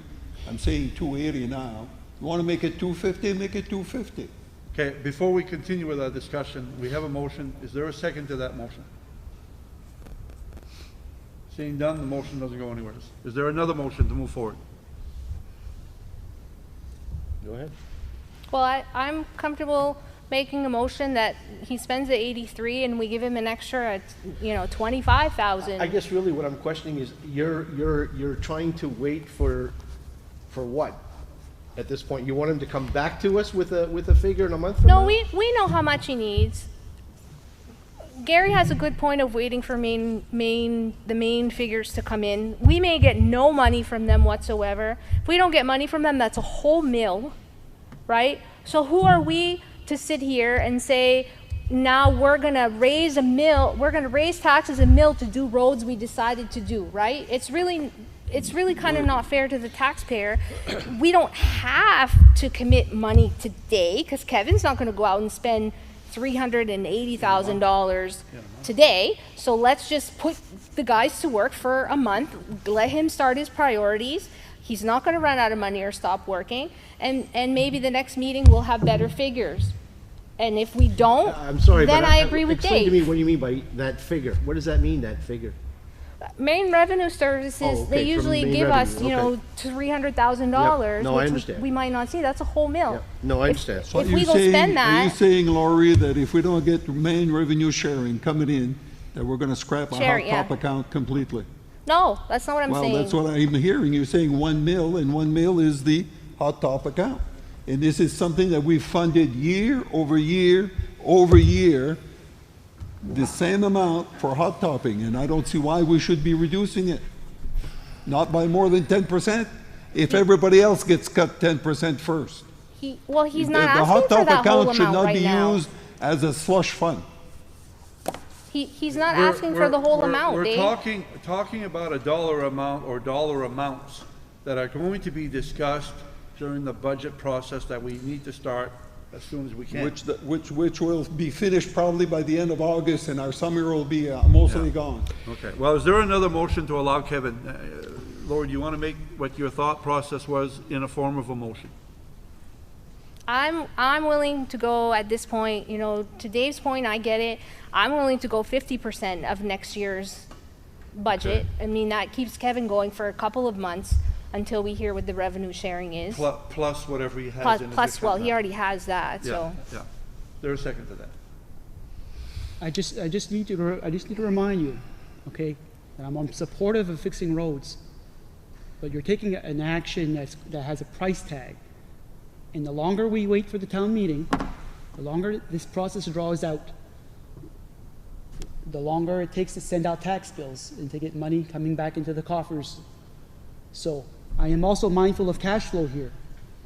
So listen, Well, cash flow, we've addressed cash flow in the past with tax increment financing, and if, not tax increment, what's it called Yeah, again? but the only time we can Tax do that, David. anticipation note. Yeah, but the only time we can do that, Dave, is Is when we have after a the passed town budget. meeting.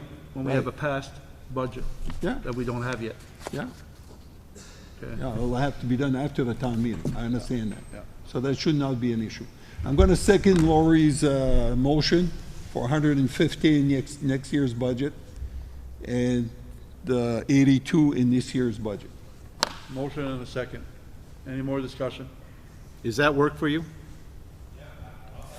I won't even go through. Yeah, you won't use it, so. Well, you'll have enough to plan more than 2 days ahead of time, you know, if we're keeping the rope so tight that he can't spend a week ahead of time, and I don't know what I'm doing the next 3 weeks, and the next 2 weeks, he needs to plan his work.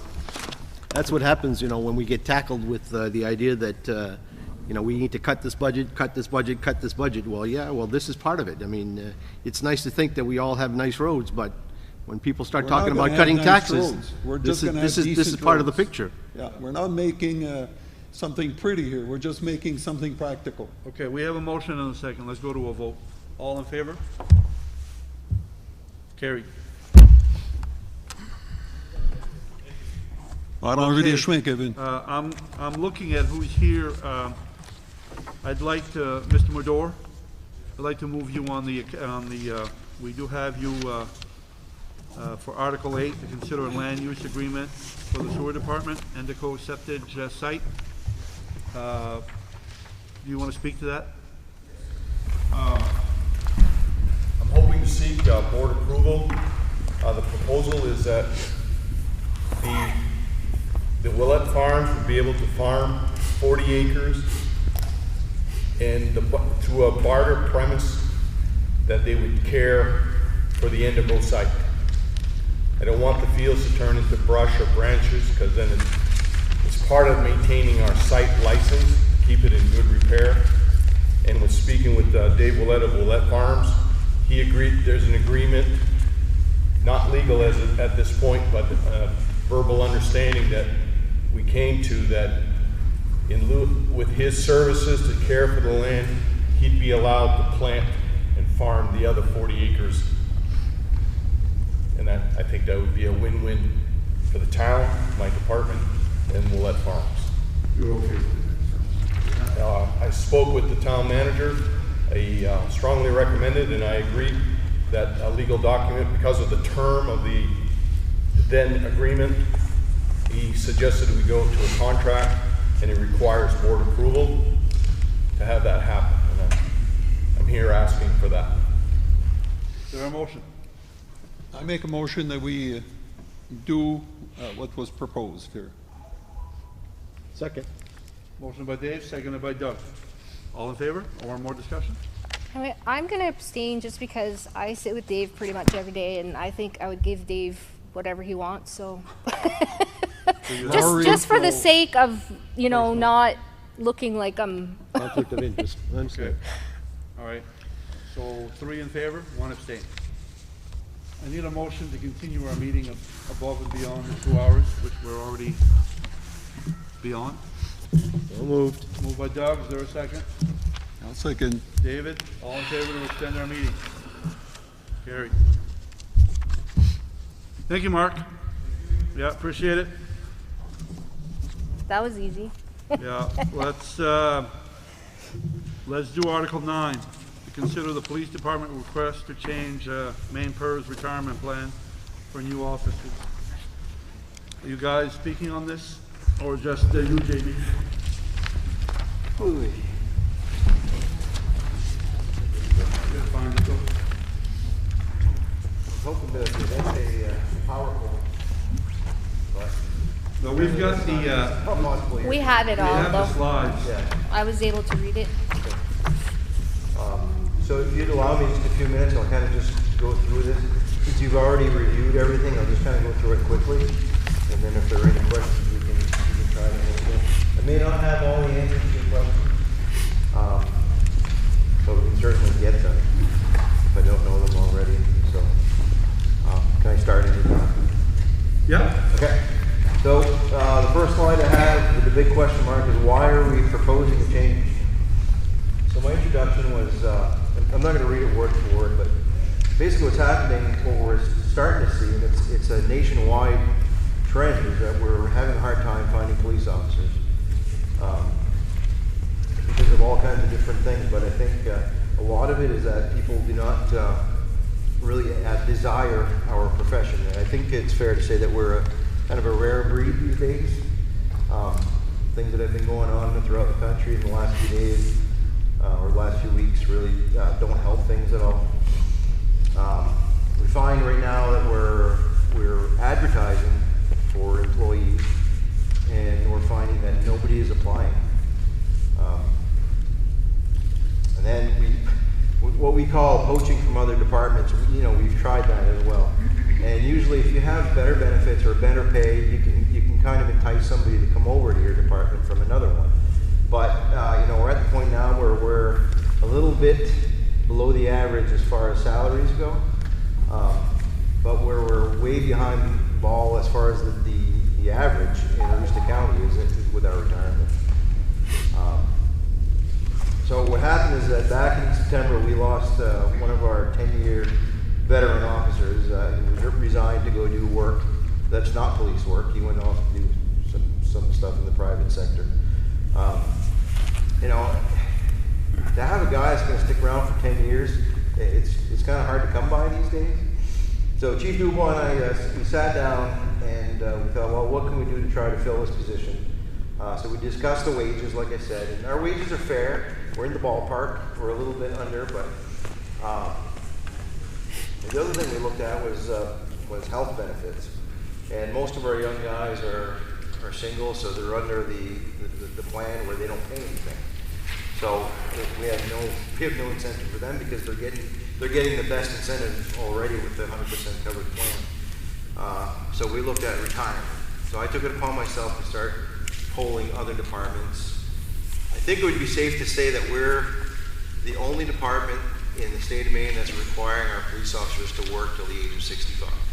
I can't say that for 100%, but I could say it for 100% that at least in Aroostook County, that's the case. So if we go through the slides, I'm kind of getting off track, but basically what it is what we're asking for, the reason why we're doing this is for retention. We want to retain our officers. We don't want our officers to leave and go up the road to Fort Kent or down the road to Van Buren and be offered a retirement package that is better than ours. And the difference in the retirement package is, with ours, is we're requiring our officers to work until the age of 65. So aside from Chief Dubois and I, the average age of our police officers is 25 years old. So we're asking them to work for another 40 years, in what's a taxing profession. We're asking for them to work 10 years older than the national average, because the statistics show nationally that police officers will retire at the age of 55 years old, and those officers had worked for an average of 26.4 years in law enforcement. So right now we're currently requiring our officers to work for 40 years until the age of 65. So the retirement age would be 10 years older than the national average, and their career would be 15 years longer than the national average. I've told the different departments around the county, starting with Fort Kent, they offer a 25 years of service, no minimum age requirement. Van Buren PD is 25 years of service, no minimum age requirement. River PD is 25 years of service, no minimum age. Presque Isle PD, 25 years of service, no minimum age. Fulton PD, 25 years of service, no minimum age. Aroostook County Sheriff's Office, 25 years, no minimum age. Maine State Police, 25 years of service, no minimum age. Customs and Border Protection is at 20 years, no minimum age. And then we get to Madawaska PD, it's at 25 years of service and a minimum age of 65 years old. I think the reason why we need to try to retain our officers, there's obviously a nationwide inability to fill vacancies. It's not only us, it's everywhere. It's down 30%.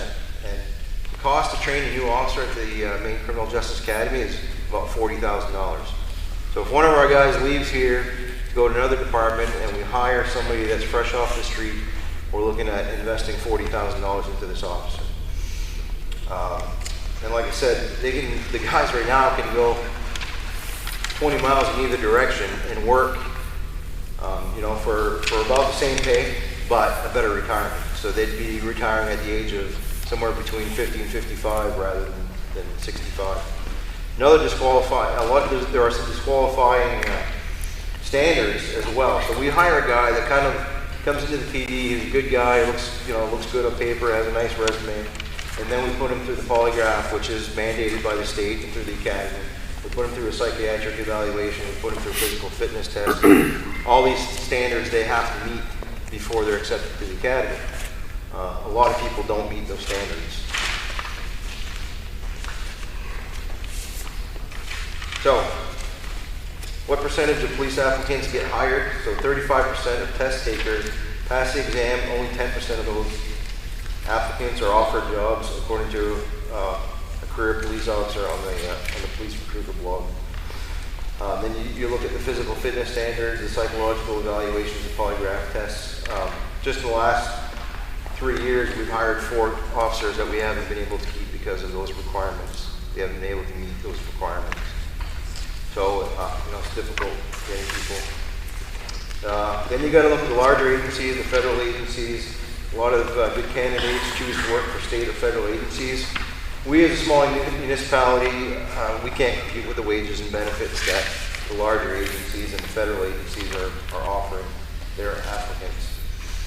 So last fall I called Maine PERS and I started asking, well, what would it take for us to change our retirement and just kind of get rid of that 65 minimum age requirement and let the guys retire at 25 years of service, or they can continue after 25 years if they so choose. So the state, Maine PERS, required us to pay $1,000 to do an actuarial study. So we paid that, the officers of the PD paid that out of our own pocket. So we paid $1,000 to have the study done. Maine PERS came back after the study was completed with 2 scenarios. First scenario was the town could pay $340,000 to retroactive everybody's retirements and put everybody under a 25-year. There was no way that we were going to ask the town to put that money towards our retirement. $340,000. Even though they said that they could put us on a 15-year payment plan, which would have been about $3,000 a month for 15 years, to us that wasn't acceptable. You know, we want a fair wage, we want a fair benefits, we want a fair retirement, but we didn't feel that we wanted to go that route. So the other plan they offered was what they call a moving forward plan. So it would be the plan 3C. So we don't have to pay anything back to them. There's no back pay. It would start whenever this would get approved moving forward. The difference would be is that the employee contribution would increase by 2.2%, but the employer contribution would increase by 2.8%. So that's what we're asking is for the town to pay an additional 2.8% towards our retirement. So currently we are looking at, for the department, for the year 2018, 2019, the employee contribution was $25,974.43. And the employer contribution was $32,468. $32,468.23. The projected, if this would be approved by the board and we get on to the new special 3C plan, the employees would be, we would contribute $27,996, and the employer would be asked to contribute $37,721. So the difference that we would be, the officers, we would be paying $2,022 additional. So we're taking some of the, some of that upon ourselves by paying a higher percentage. We'd be asking the town to pay an additional $5,253.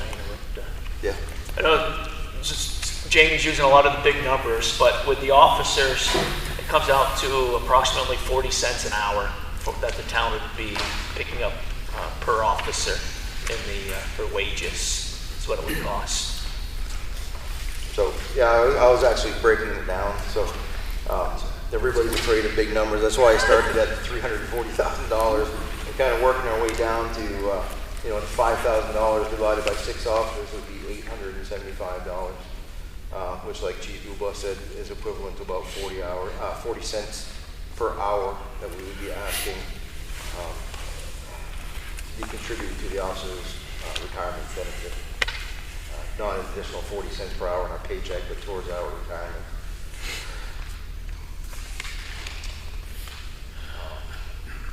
So that's about it. So my two big concerns with the department are recruiting and retention, like Jamie said. So far, we've been lucky. We've gotten good candidates. This is, I think our young officers understand that this is an excellent town to work for. We've always had good support from the community. We have a really good culture at the police department, and the officers enjoy coming in and working. I don't think any of our young officers have any plans on leaving us right now. If we have another opening, I think that's when we're going to run into trouble trying to find another qualified candidate. If we can't offer something that matches what Fort Kent offers and Van Buren offers. We're basically asking for the town to invest in the future of our police department. Within the next 10 years, Ross and I will likely meet our retirement requirements and we'll be gone. And then you got guys that are, currently 25 years old that are hopefully going to stick around for a while. And that's what we want. That's what we're looking for. We just want to keep our guys. We don't want them to go up the road. We want them to stay with us. We have a great crew of guys. They're intelligent, they're passionate, they're exactly what we want for officers. And, we're just asking to, like I said earlier, we just want to be fair with everybody else, and we want to be competitive with everybody else and keep our guys. And this change actually doesn't benefit Ross or I at all. But we still, it's all or none. So we have to get into the new plan, so we have to contribute more. But we're still going to retire at our regular plan. So I think by main PERS rules that this needs to be put on the warrant for the town to vote on. So that's what we were asking, to have this put on the warrant, to let the community decide. So just to add on that a little bit, there are typically two enrollment periods for this that change. It was January 1 or July 1. And so Maine Purse had asked that we have ratification of this in place for July 1. Typically, normal town meeting season is June. I expressed to them that because of the COVID situation, that was not going to happen. They replied quickly back and they said that, you know, they understand the situation, and their board of directors is basically, they're going to allow for this year only a retroactivity. Basically, in other words, if this were to happen in town meeting and would be approved in July, August, that it could be for July 1, but it does need town voter approval. It needs to be considered by you first, and you would decide to put it on the town's on the warrant. And I would support them in their effort. It is hard to recruit. Sometimes we have to hire people that have already been to the academy, and we have to pay them out.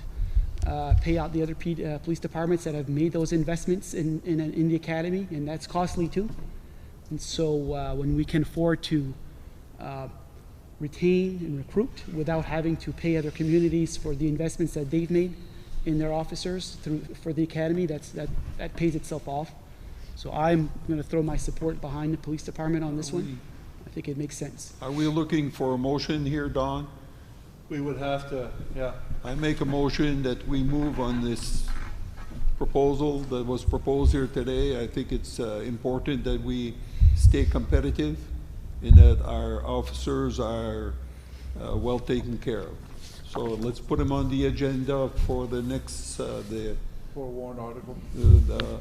Another article, yeah. And also I recommend that we follow the plan that was presented here by Officer Jamie Feltz. Is there a second to that? Second. Second by Lori. Any more discussion? All in favor? Carried. Thank you, officer. Thank you.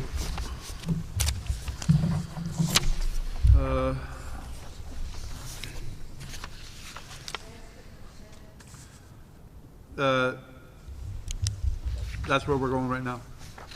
To Article 7. Sam, you still here? There he is, right there. Okay. So I have an update for how the rec department would like to proceed with our summer camp this summer. Throughout the past couple months, myself and Diane have sat in on numerous Zoom calls throughout from different communities throughout the state of Maine, and with the information that they've got from the Maine CDC, it's clear that each community is kind of doing their own thing. So we decided to make a survey and leave it up to the townspeople to see what they would like to do and how they felt about the whole COVID situation and sending their kids to summer camp this summer. So I provided you guys with the results of the survey. Would you like me to read each question and go through it, or should I just kind of summarize the? Do we need? Have you looked at it before? I read it all. I read it too, Sam. Yep, I read it too. Yeah. Okay, so basically the consensus was that option A was the overwhelming favorite amongst the parents in the community. So that would mean there would be rec on Mondays, Tuesdays, Thursdays, and Fridays, with Wednesday being designated as a cleaning day for the facility and the equipment that had been used. We'd separate it so there would only be half days. Ages 4 to 7 would attend camp from 9 to 12, with lunch being served at 11:30. Ages 8 to 12 would attend camp from 12:30 to 3:30, with lunch being served at 12:30. There would be no longer breakfast being served for this summer. The multi-purpose would be divided in half this way, so like the front half would be used for where the kids would come into camp, and then it would also be, the front half would also be divided in half for the younger kids in one section and the older kids in the other, since we wouldn't have time to sanitize the area before the next group would come in. And then the back would be for activities that would be inside, as well as activities that we could do outside.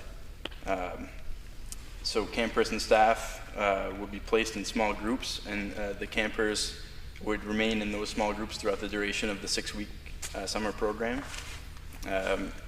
That's in the event of an outbreak, contact tracing would be easier to, it would be possible by isolating that particular group if that were to come about.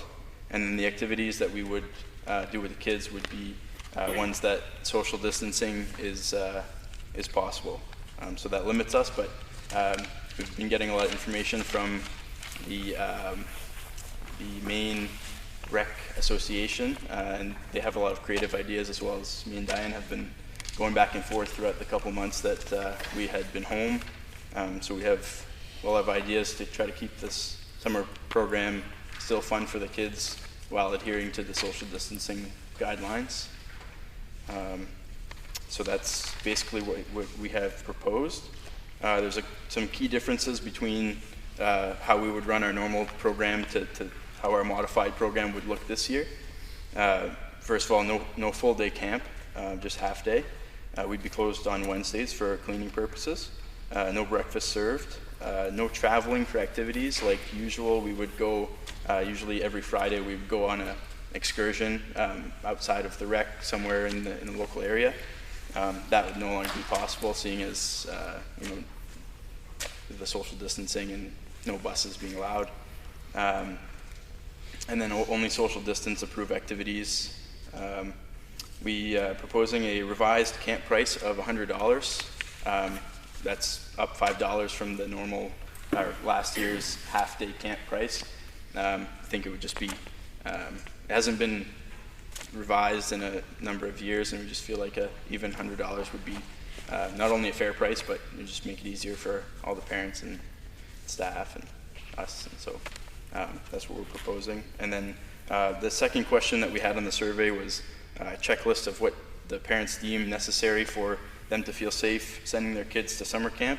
And we're placing a large emphasis on stringent cleaning protocols, as well as temperature readings as the campers arrive on site in the mornings and in the afternoons. Are we looking, Mr. Chair? Yeah, go ahead. Are we looking for a motion to put this in motion? Yeah, to approve the plan, to move forward. And we're in compliance with most of the rules and regs and all this, so That's what I I'm make a hearing. motion that we go ahead and implement this plan and as stated. Motion by David, is there a second? Yep. Doug? Any questions? All in favor? It's approved. Thank you, Sam. Discussed though is the issue about reopening the gym. The recent CDC guidelines stated that the fitness centers were able to reopen on the 12th of June. I presented you guys with a packet of, it's not the whole guidelines, but it's the ones that I thought were the most important pertaining to our fitness center in Madawaska. I don't have a proposal for you as to what to do about reopening. I'm more here just, I would like to get your opinions on what you think about how we could proceed. We have some ideas that we have to put in place to how to try to follow all the guidelines as best we can. Some of them we're not going to be able to fully comply with, seeing as there's, just let me get the packet out here. The one big one that is stated here for patrons, face coverings, says face coverings are required when physical distancing is difficult to maintain. However, if patrons are engaged in vigorous fitness activities that are not compatible with the use of face coverings, the physical distance between patrons must be increased to 14 feet as respiratory droplets can spread further during strenuous exercise. So that would basically be almost any exercise that you do in the gym, and running on the treadmill with a mask on is not something that most people I think would want to be doing. So that poses something that's difficult to comply with. Our maintenance guys have separated the equipment in the cardio room so that they're 6 feet apart, so that would comply with these guidelines if everyone would wear a mask, but if we require that, then so be it. And if you feel like you don't want to go to the gym because of that, then that is your decision. But I guess I just would like your opinions on that. Well, it says, what I've read is that if they're wearing the face masks, they can keep their 6-foot distance. That would be okay. But depending on the type of exercise and the type of exertion, that if they don't wear the face mask or the face covering, they'd have to keep at least 14 feet apart. Is that possible? No. In the weight room, it's, if we put barriers between some of the workout stations, equipment, they wouldn't be 14 feet, but at least there would be a barrier between the two people that are working out. To say that it would completely eliminate the risk is probably not true. They've done some studies where, infrared, if somebody sneezes, or coughs, the cloud of droplets, totally fills up the space in the room. And then you also have the issue with ventilation. It's the same air being circulated throughout the room, so that poses another issue that no barrier between the machines is going to solve. But we do have a waiver drawn up so that that would cover the town against any liability, at least we hope anyway. And so I know there's people that really want to go back to the gym, which myself included, and I realize that there's physical and emotional impacts that emotional health and mental health and physical health that people are missing because they have been inside for a couple months. So I do recognize that, but I just am not exactly sure how to proceed with these guidelines and what we have for a fitness center. So, Mr. Chair, first of all, I want to commend the rec department, Sam and Diane, and their team for really, really pushing the envelope to trying to find a way to make these programs work. The rec programs and the fitness center. They've never, ever, I don't think they've ever were in a position to say there's just no way possible. They've always had an open mind, and I commend them for that. I've commended them for working through what are a series of very confusing executive orders that leave you wondering, and then just when you think you got it, another one comes along and whoops, you got to go back and rethink things. So I think Sam's message here is, we talked a lot about this, and I said, there's a desire for the fitness center to reopen, and again, this is one of those things that you have people that are very concerned and some that are not so concerned, that are users that frequent the fitness center. And so none of us felt that this was a decision that we could put forth, that we could make. We do have the waivers of liability that we would require. The users of the fitness center would have to know that these are the guidelines for using the fitness center. These are the CDC's guidelines. This is what we expect of you. It's going to be a self-policing thing. Now, it's important to recognize is that the guidelines that are there for fitness centers are typically for ones that are owner-operated business type of, there's somebody working there. Our fitness center doesn't operate that way. It sort of takes care of itself. We have custodians that go in and maintenance people that go in and take care of things and clean up and whatnot. And that's how we are able to keep our rates down and have, in many cases, have free rates for our seniors. So if this board was to entertain reopening, I guess the message here is that it would be that we don't expect it would be full compliance, okay? If somebody walks, if there's going to be somebody in there not wearing a mask, which is going to happen because you're exercising, you got to be 14 feet from the next person. Well, you could have two people in one classroom because those are classrooms, okay? And that would limit each facility significantly. We're also aware that there are people who might be in there already wearing a mask and doing their thing, and somebody walks in that doesn't want to wear a mask. And what kind of situation does that create for those two people?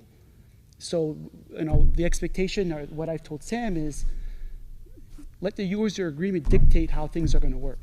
If you go in and there's somebody wearing a mask, you can be 6 feet apart. But if that person's not wearing a mask, then you need to be 14 feet apart. Pick a piece of equipment somewhere else, and then when things move around, somebody gets off, you can move. But they're going to have to police, the users are going to have to police themselves in order for this to work. And I think with some clear guidelines and expectations of how this is going to work, and an understanding that we're not going to police, they're going to have to police themselves and get along and make it work. It's possible, but I don't expect that we'll be fully compliant of the social distancing guidelines for fitness centers.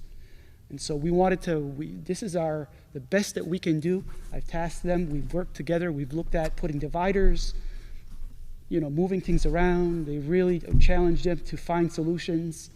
But in the end, it's a fitness center, and people are running and exercising, and there's fans in there keeping people cool, windows open and air's moving around.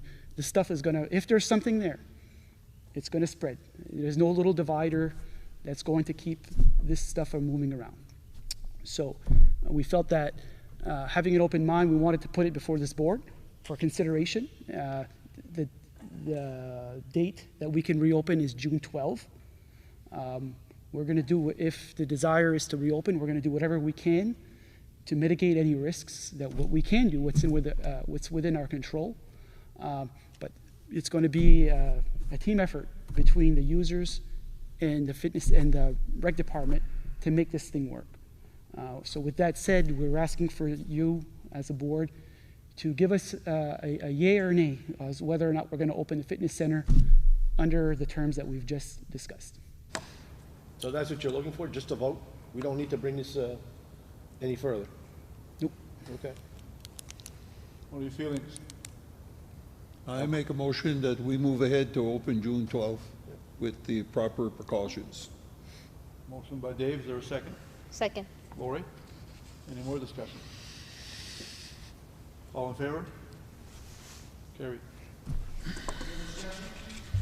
Discussions between the board members. Discussion is between the board members. Get closer. There's a chair right there.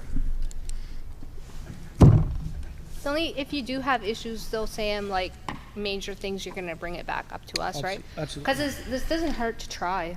Yeah, and there's probably going to be another executive order, later on down the line that probably loosens things up as well. Either loosens it or stops us. It's just, this is the only information that we're getting, so that's the only thing that we can base our decision on, and, unfortunately, that's what we have to work with at this point, and so we'll do the best we can to, like Gary said, mitigate the risk, and we'll open up. Next item, please. Yeah, we'll Thank move you. on. Fire chief is here. Jim? You're welcome.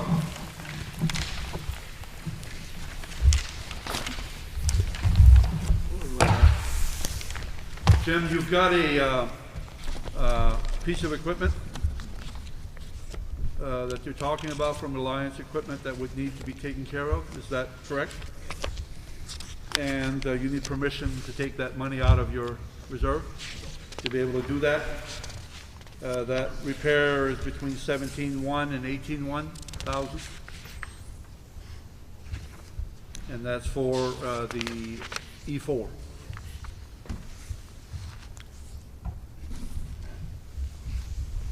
Is this, Jim, is this a pump that's not performing up to par?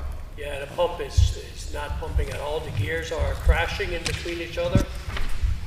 Right now it's out of service. We have no service right now at the lake. I have it down at the town garage. Thank God for Kevin and his crew. They're doing some other minor work on it that we can do in town. I have Frenchville and Grand Isle overlooking should we have something at the lake. Yeah. So that's just what it is, guys. I make a motion that we move on this proposal to get this pump fixed. Okay. Is there a Second. second to that? Second. By Doug. Any more discussion between the board members? All set?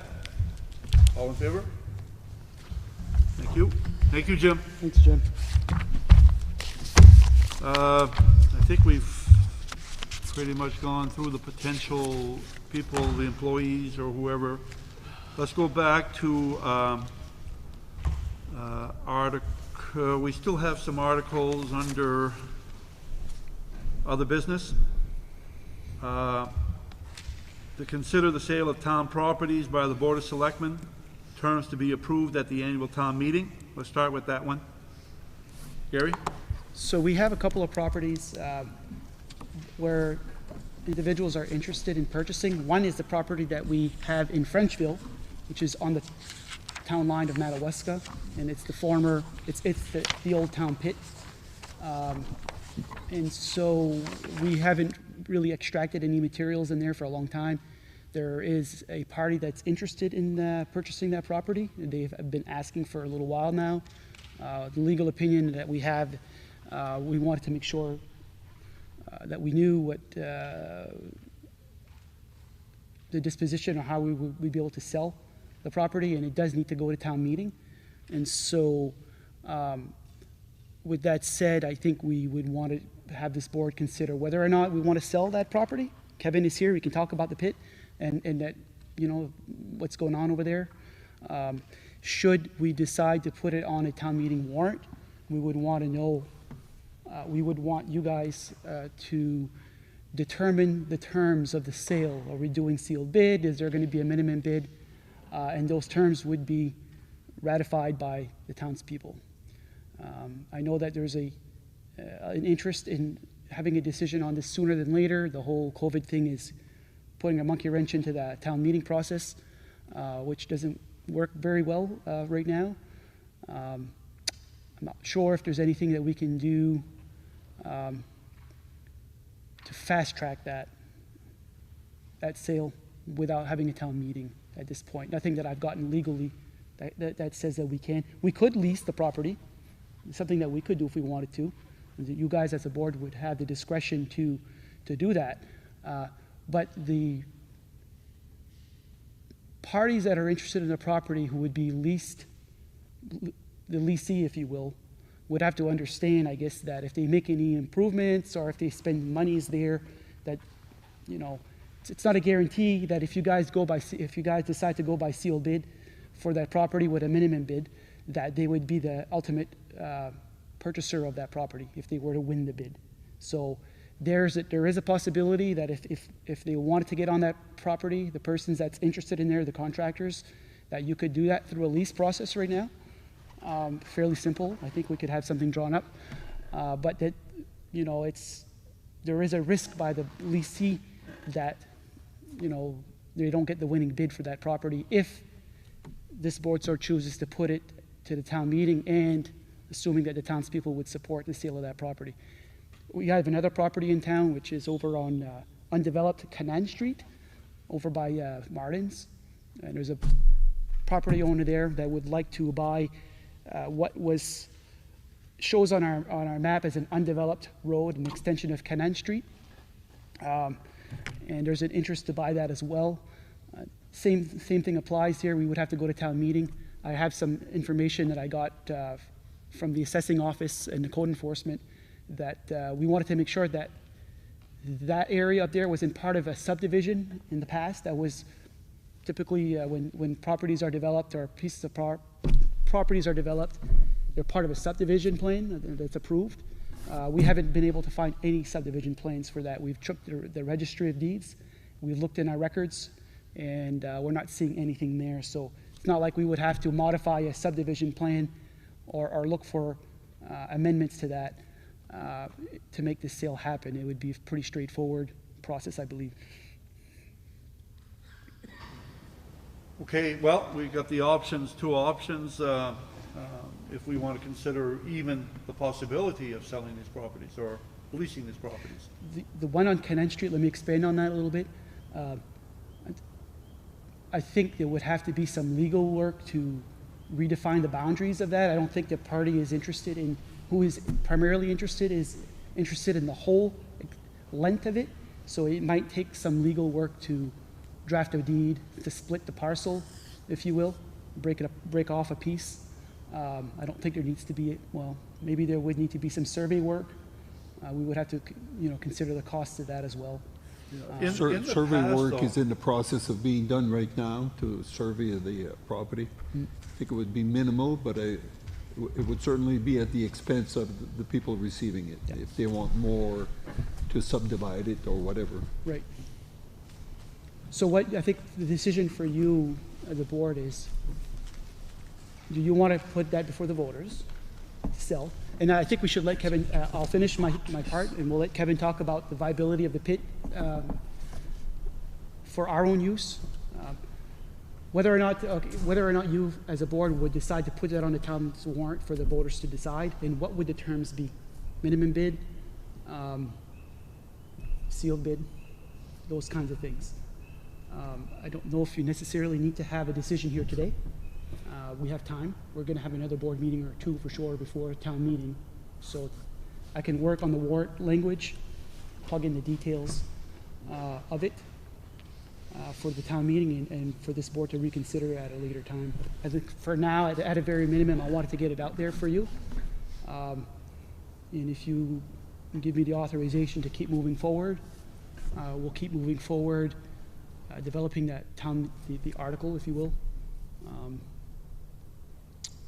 And take it from there. I think there was one property in Frenchville that you've been approached on already. Time is of the essence, and I don't know if there's any way that we can do something before we have a town meeting. I don't see any way we can move on this before we have a town meeting, except maybe doing a lease thing, but then that gets very complicated if it goes sideways. So it doesn't look like anything can be done here before we have a public town meeting, annual town meeting. Kind of agree. Well, it's either that or we get a special town meeting just for that alone. The same requirements, so Dave. Town meeting or special town meeting? It's a town meeting. Well, no, I mean, we're not ready for an annual town meeting, but we could have a special town meeting for one article. Well, I don't know. Kevin, how about talking about the pit itself? I'd probably say in the past 6 or 7 years at least to extract gravel from there. And we've done test holes all over the pit. It's pretty much exhausted. And now it's gotten to the point in the past couple of years I've been receiving letters from the state of Maine on their mining division saying that we're possibly in violation on certain things with excessive cement, like foundations that were dumped there, debris, branches, and as far as the water drainage issues, that's all stuff that we need, to take care of for us not to be in violation. It's becoming more of a burden now than an asset because there's nothing left on there. But it seems to be it's going to be taking up more of our time to come back into compliance with what they're asking.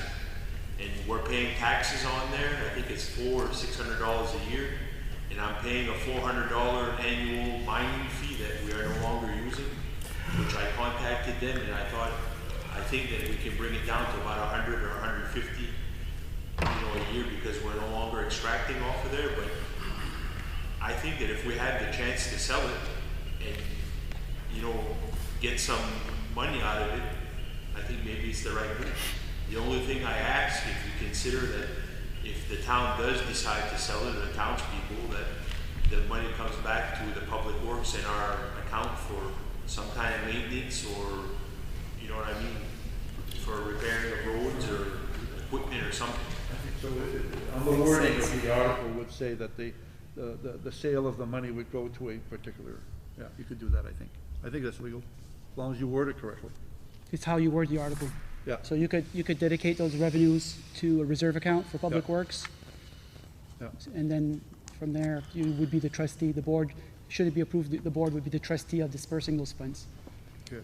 So, David, you talked about On the one Kevin was talking about, the town pit, there's pressure to put that out to bid. Yes. That would have to go Yeah, out to bid. summer's short, you said it yourself. Yeah. Summer's short, people want to get going. Yeah. They have plans. I think it's a good time to put it up for bids and maybe have a special town meeting and move this along if we can. Is it possible to have a special town meeting for just that one article?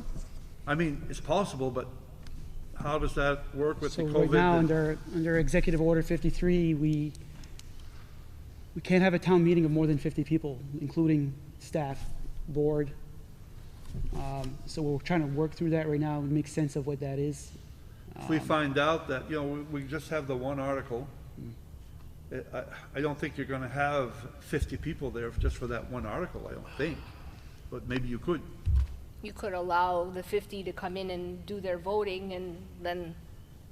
Be like, creative. Well, yeah, I mean, you could split your time and say it's just for one article and, Yeah. Yeah.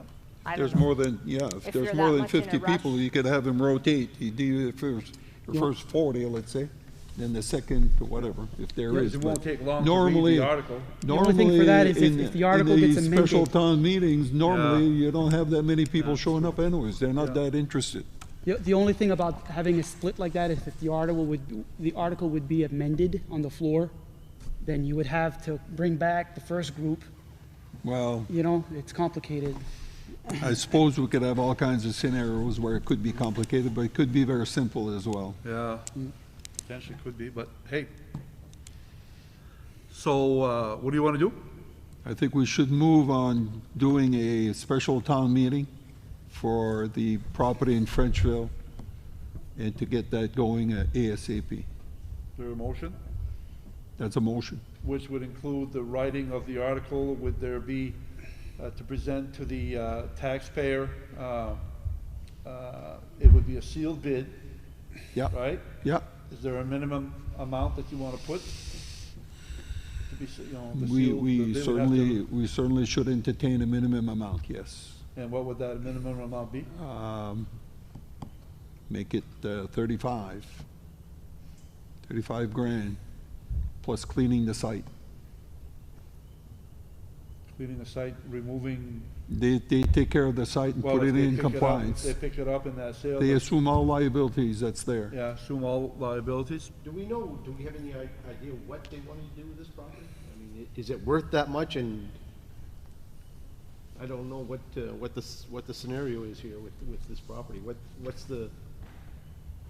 Who's chasing it? Is it just somebody that's trying to use it, or are they gonna build on it, or do we know? Contractors interested in. Contractor, Yeah. your local contractor. And the size property is what again, roughly? Kevin, you have the acreage on that? But if I have to guess, I'd say at least 30, 40 acres.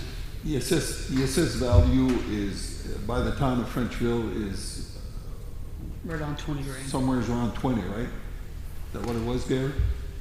Right around 20, assessed value. Okay, so we have a motion by David that we would go to special town meeting, a date to be determined, with the stipulation that there would be a sealed bid. Yep. With a minimum bid of $35,000 That's right, and assume all other liabilities that come with it. exactly. I can, Kevin? I ask is that there is rock that we have that when we did screening that came out the tailings, we use that to line our ditches. And I also have bigger rocks that we use to put at the head of our culvert, that I'm allowed to remove that before the end of this season if they do move forward with that. So that way I don't have to buy it. Because I have probably 5 to 750 yards of rock and maybe 5, 10 dump truck loads of the big stuff we use for the heads of our culverts. I hate to lose that because then I have to buy it. And you feel comfortable that this property is of no use to the town right now? A burden on us and an expense. Did we get a second to that motion? So moved. Seconded by Doug? What about Canaan Street? Well, that's just dealing with that one. Well, are we gonna do Canaan Street too? I think Canaan Street is Not, I don't know if it's, you can do Canadian Street if you want to, but I don't think it's an urgent. Okay. Okay, Well, we can let's wait. handle the pit first. We have a motion and a second. I'm ready for a vote. All in favor? Point of order, sir. Discussion before a vote is taken. Point of order. May I My hand has been up for May 6 I remind Mr. Daigle that this is a public, a meeting of the Board of Selectmen held in the public. It is not a public meeting. The taxpayers have a right. And they will to have speak. that right when they come to the special town meeting. Once again, you are putting the town of Madawaska in jeopardy. Before the sale of any pit, we need verification from the state of Maine as to the laws pertaining to the closing of what we call a pit, comes under mining laws, and we need to know if the expense of the closing of a gravel pit, according to the law of the state of Maine, becomes the landowner's responsibility or the buyer's responsibility. And Mr. Chairman, you are out of order, and I am terribly disappointed in you. Thank you, Mr. Daigle. Well, as we had said before, it's going to be sold as is. As is, with the legal. And the buyer already knows that he has to take care of these issues. Right, and the legal paperwork. I believe so, yes. Okay. So we have that, we've taken a vote. Good. To consider the retirement of a 40-year pollution control employee, Mr. Walter Parker. We have a letter. It's not long, I'll read it. Dated May 17. Dear Gary, it's addressed to the town manager. I am handing in my letter of retirement. I am retiring starting July 1st, 2020. Therefore, June 30th, 2020 will be my last day of work, having worked for the town since September of 1978. I feel it's time for me to take time for my family. I have enjoyed serving the community and working alongside my colleagues. It has been more than a job. It has been a career. I will miss coming in every day, but I know you are in good hands. Mark and Seth will serve the town well. If there is anything I can do to make the transition easier, please let me know. Again, thanks for allowing me to be part of the team. Sincerely yours, Walter Parker. He's always been an institution at the Public Works, 40 years. Is there any action we need to take, Gary, or just informative? Just informative. Okay, thank you. We do have another that we were given tonight to add to other business. To consider a request for extension for license on premise for Big Rick's Burgers and Wings, LLC. Don? Whoa. Can I just add, we have 3 other liquor license renewals. Take them all? We could probably put the Big Rick's, because that came in today. Okay. And so we could consider that as part of the licensing. Article 10? On Article 10, but we could definitely do the letter of resignation. Okay. I don't have a problem with that. Are we going to consider all 4 at the same time, Don? That's what Gary's suggesting. Yeah. I have no problem with that. I have no problem with that. Okay. So, do we want to handle that right now before Yes. we go back to okay. We have the Inn of Acadia. We have Big Rick's. We have Cheyenne. What was the other one? Tang Palace. Tang's Palace, correct. Can I clarify something? So with Inn of Acadia, Cheyenne's, and Tang's, those Yeah. are annual renewals. Yeah. With Big Rick's, it's an extension for license on premise for Big Rick's Burgers and Wings, and that's so he can serve on his deck on the side of his building. Oh, yeah. So that's going to help him out on his occupancy limitations.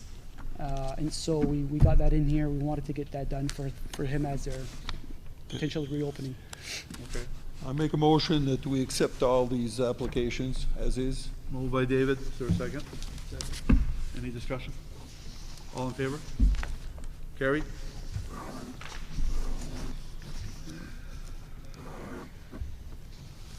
Okay. We've taken care of Article 10. You still have Article 5, though. Yeah, we got to go back to Article 4 to consider the treasurer's warrants. They're on the table somewhere. I think Dave has them right now. Is there a motion to approve them? I know you've reviewed them, Lori. I have also. So you have too. Is there a motion to approve them? I'll make a second. Okay, moved by Doug, seconded by Lori. All in favor? Carried. Article 5, update for the 11th Avenue parking lot, the pocket park easement. Gary, we've got this easement in hand. Is there anything else to discuss about it at this point? So we worked through that, and what it ended up becoming was two separate easements. One's for the parking lot area, and one is for the stormwater line. You have those in front of you, which are pretty straightforward, and they were signed by the owners, Douglas and Elizabeth Sear, on May 29, conveyed to the town of Madawaska. Any Okay. questions? And that's been, everything has been filed and everything legally? Yeah, everything went to the registry. Okay, thank you.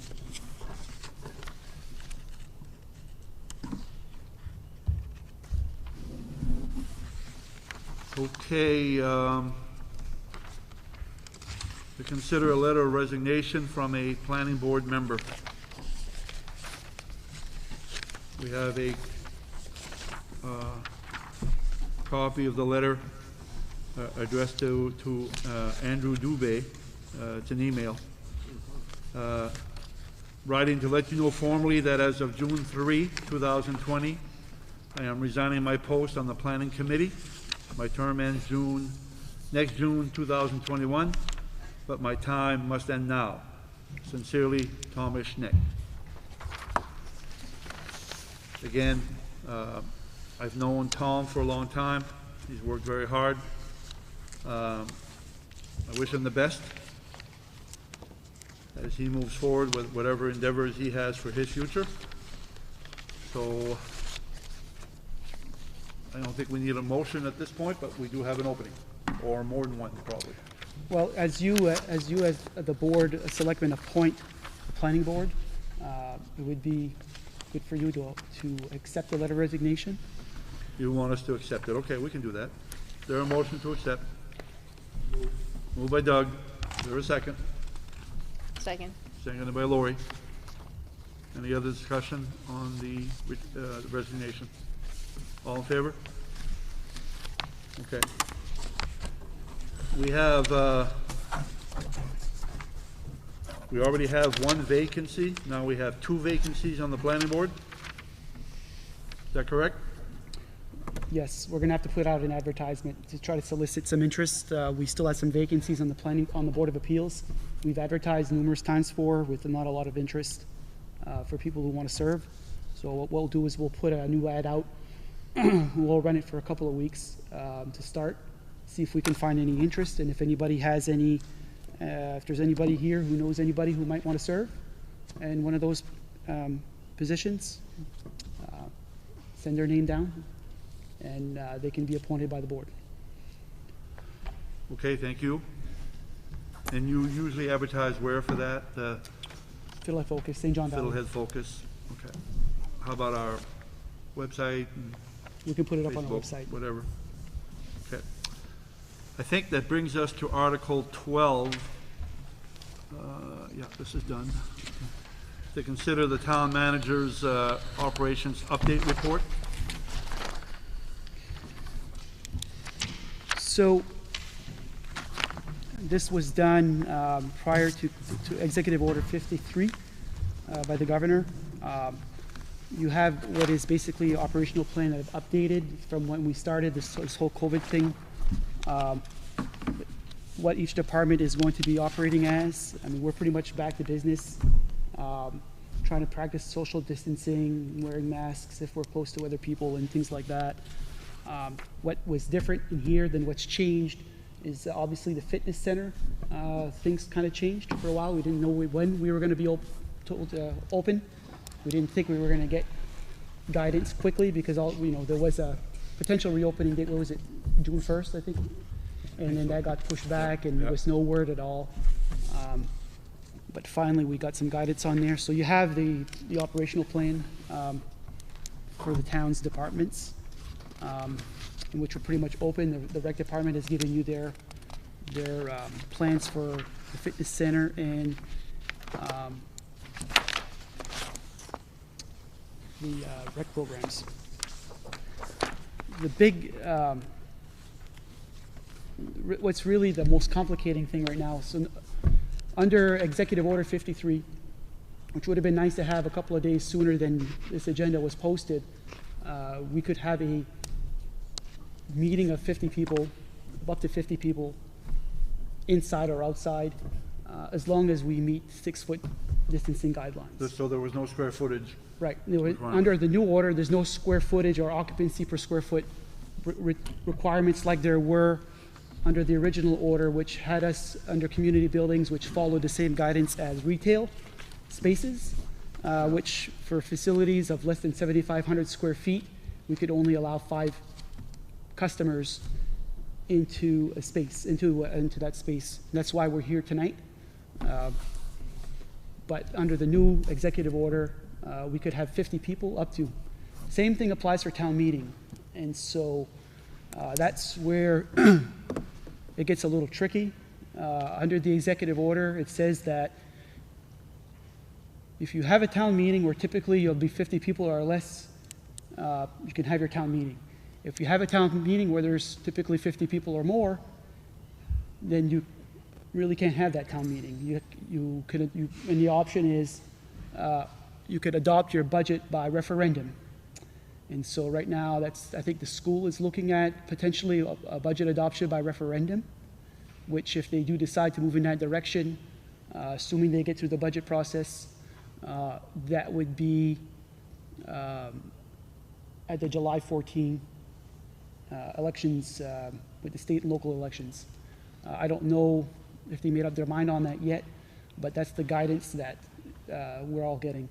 So MMA Legal and even our attorney Ed was talking about the annual town meeting tonight, and I think he's got some information that he'll be willing to share with us. He's been working with other towns for ways to try to maybe be able to have the town meeting that'll be compliant. And so more information coming on that. If it is the desire of this board to abide or try to work within the guidelines, then it's tricky. If it's the desire by the board to have our town meeting and whatever happens, happens, which would be okay, then that'll be the desire of the board, and that's what's going to happen. So I'm seeing different towns doing different things. Most towns are still kind of taking a wait and see. There are some small towns that only have 15, 20 people that go to their town meeting, and I think they're going to move forward. The only other part of the town meeting, again, is the budget side of things, where we're sort of waiting a little bit for the revenue picture to clear up for us. That would help us in our budget process. Yeah. Okay.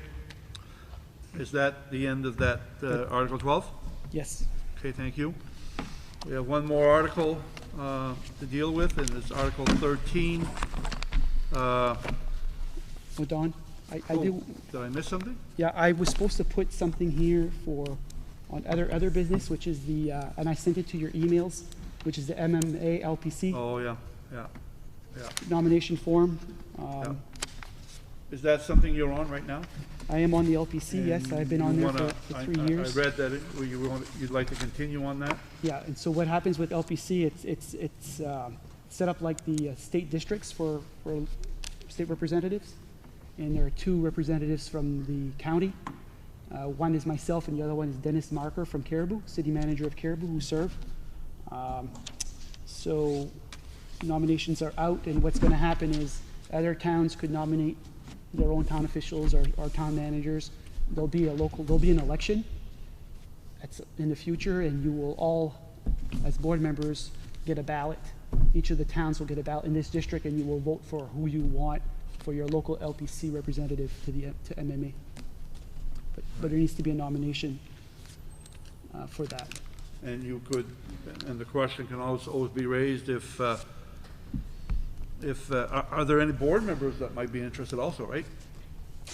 could Or be. is that one a manager one? It could be town officials. They encourage people with a lot of experience to serve on the LPC. That's what they like, but it's not a prerequisite. Not necessary, yeah. Okay. Would there be a motion and a second to nominate from Madawaska Gary? Continue doing what he's been doing on that board? Moved by Doug, is there a second? I'll second. Lori, any discussion? Is this, does the town of Madawaska incur any expenses for this? That's expenses are paid for by the MMA LPC. Good. Any more questions? All in favor? It's carried. Was that it? On, That's it. That part? Okay. Article 13, to consider the town manager annual evaluation. Executive session recommended per 1 MRSA subsection 405 6A. We would need a motion to go to executive session. I'll make a motion. Okay, Lori and Doug, did you second that? You guys want to All in sign favor? liquor licenses now, or? Gary? What's that, Gary? You guys want to sign the liquor licenses now? or- Okay, well, we may as well, because, yeah, because we can't do it in executive session. I was gonna say, I'll come see you tomorrow morning when it's warm. Okay, we can do it tomorrow. If you want. Really? Oh, Yeah, I'll go do it tomorrow morning where it's I'm not gonna warm. sign these. I'll chase you guys down. I'll We're, come in tomorrow. We're we're gonna go into executive session, and then we're Gary, gonna this come out is- of executive everyone's session, gonna go sign and if there's any action to be taken, we will make that Sign formal. C double. So, I don't know how long we're gonna be.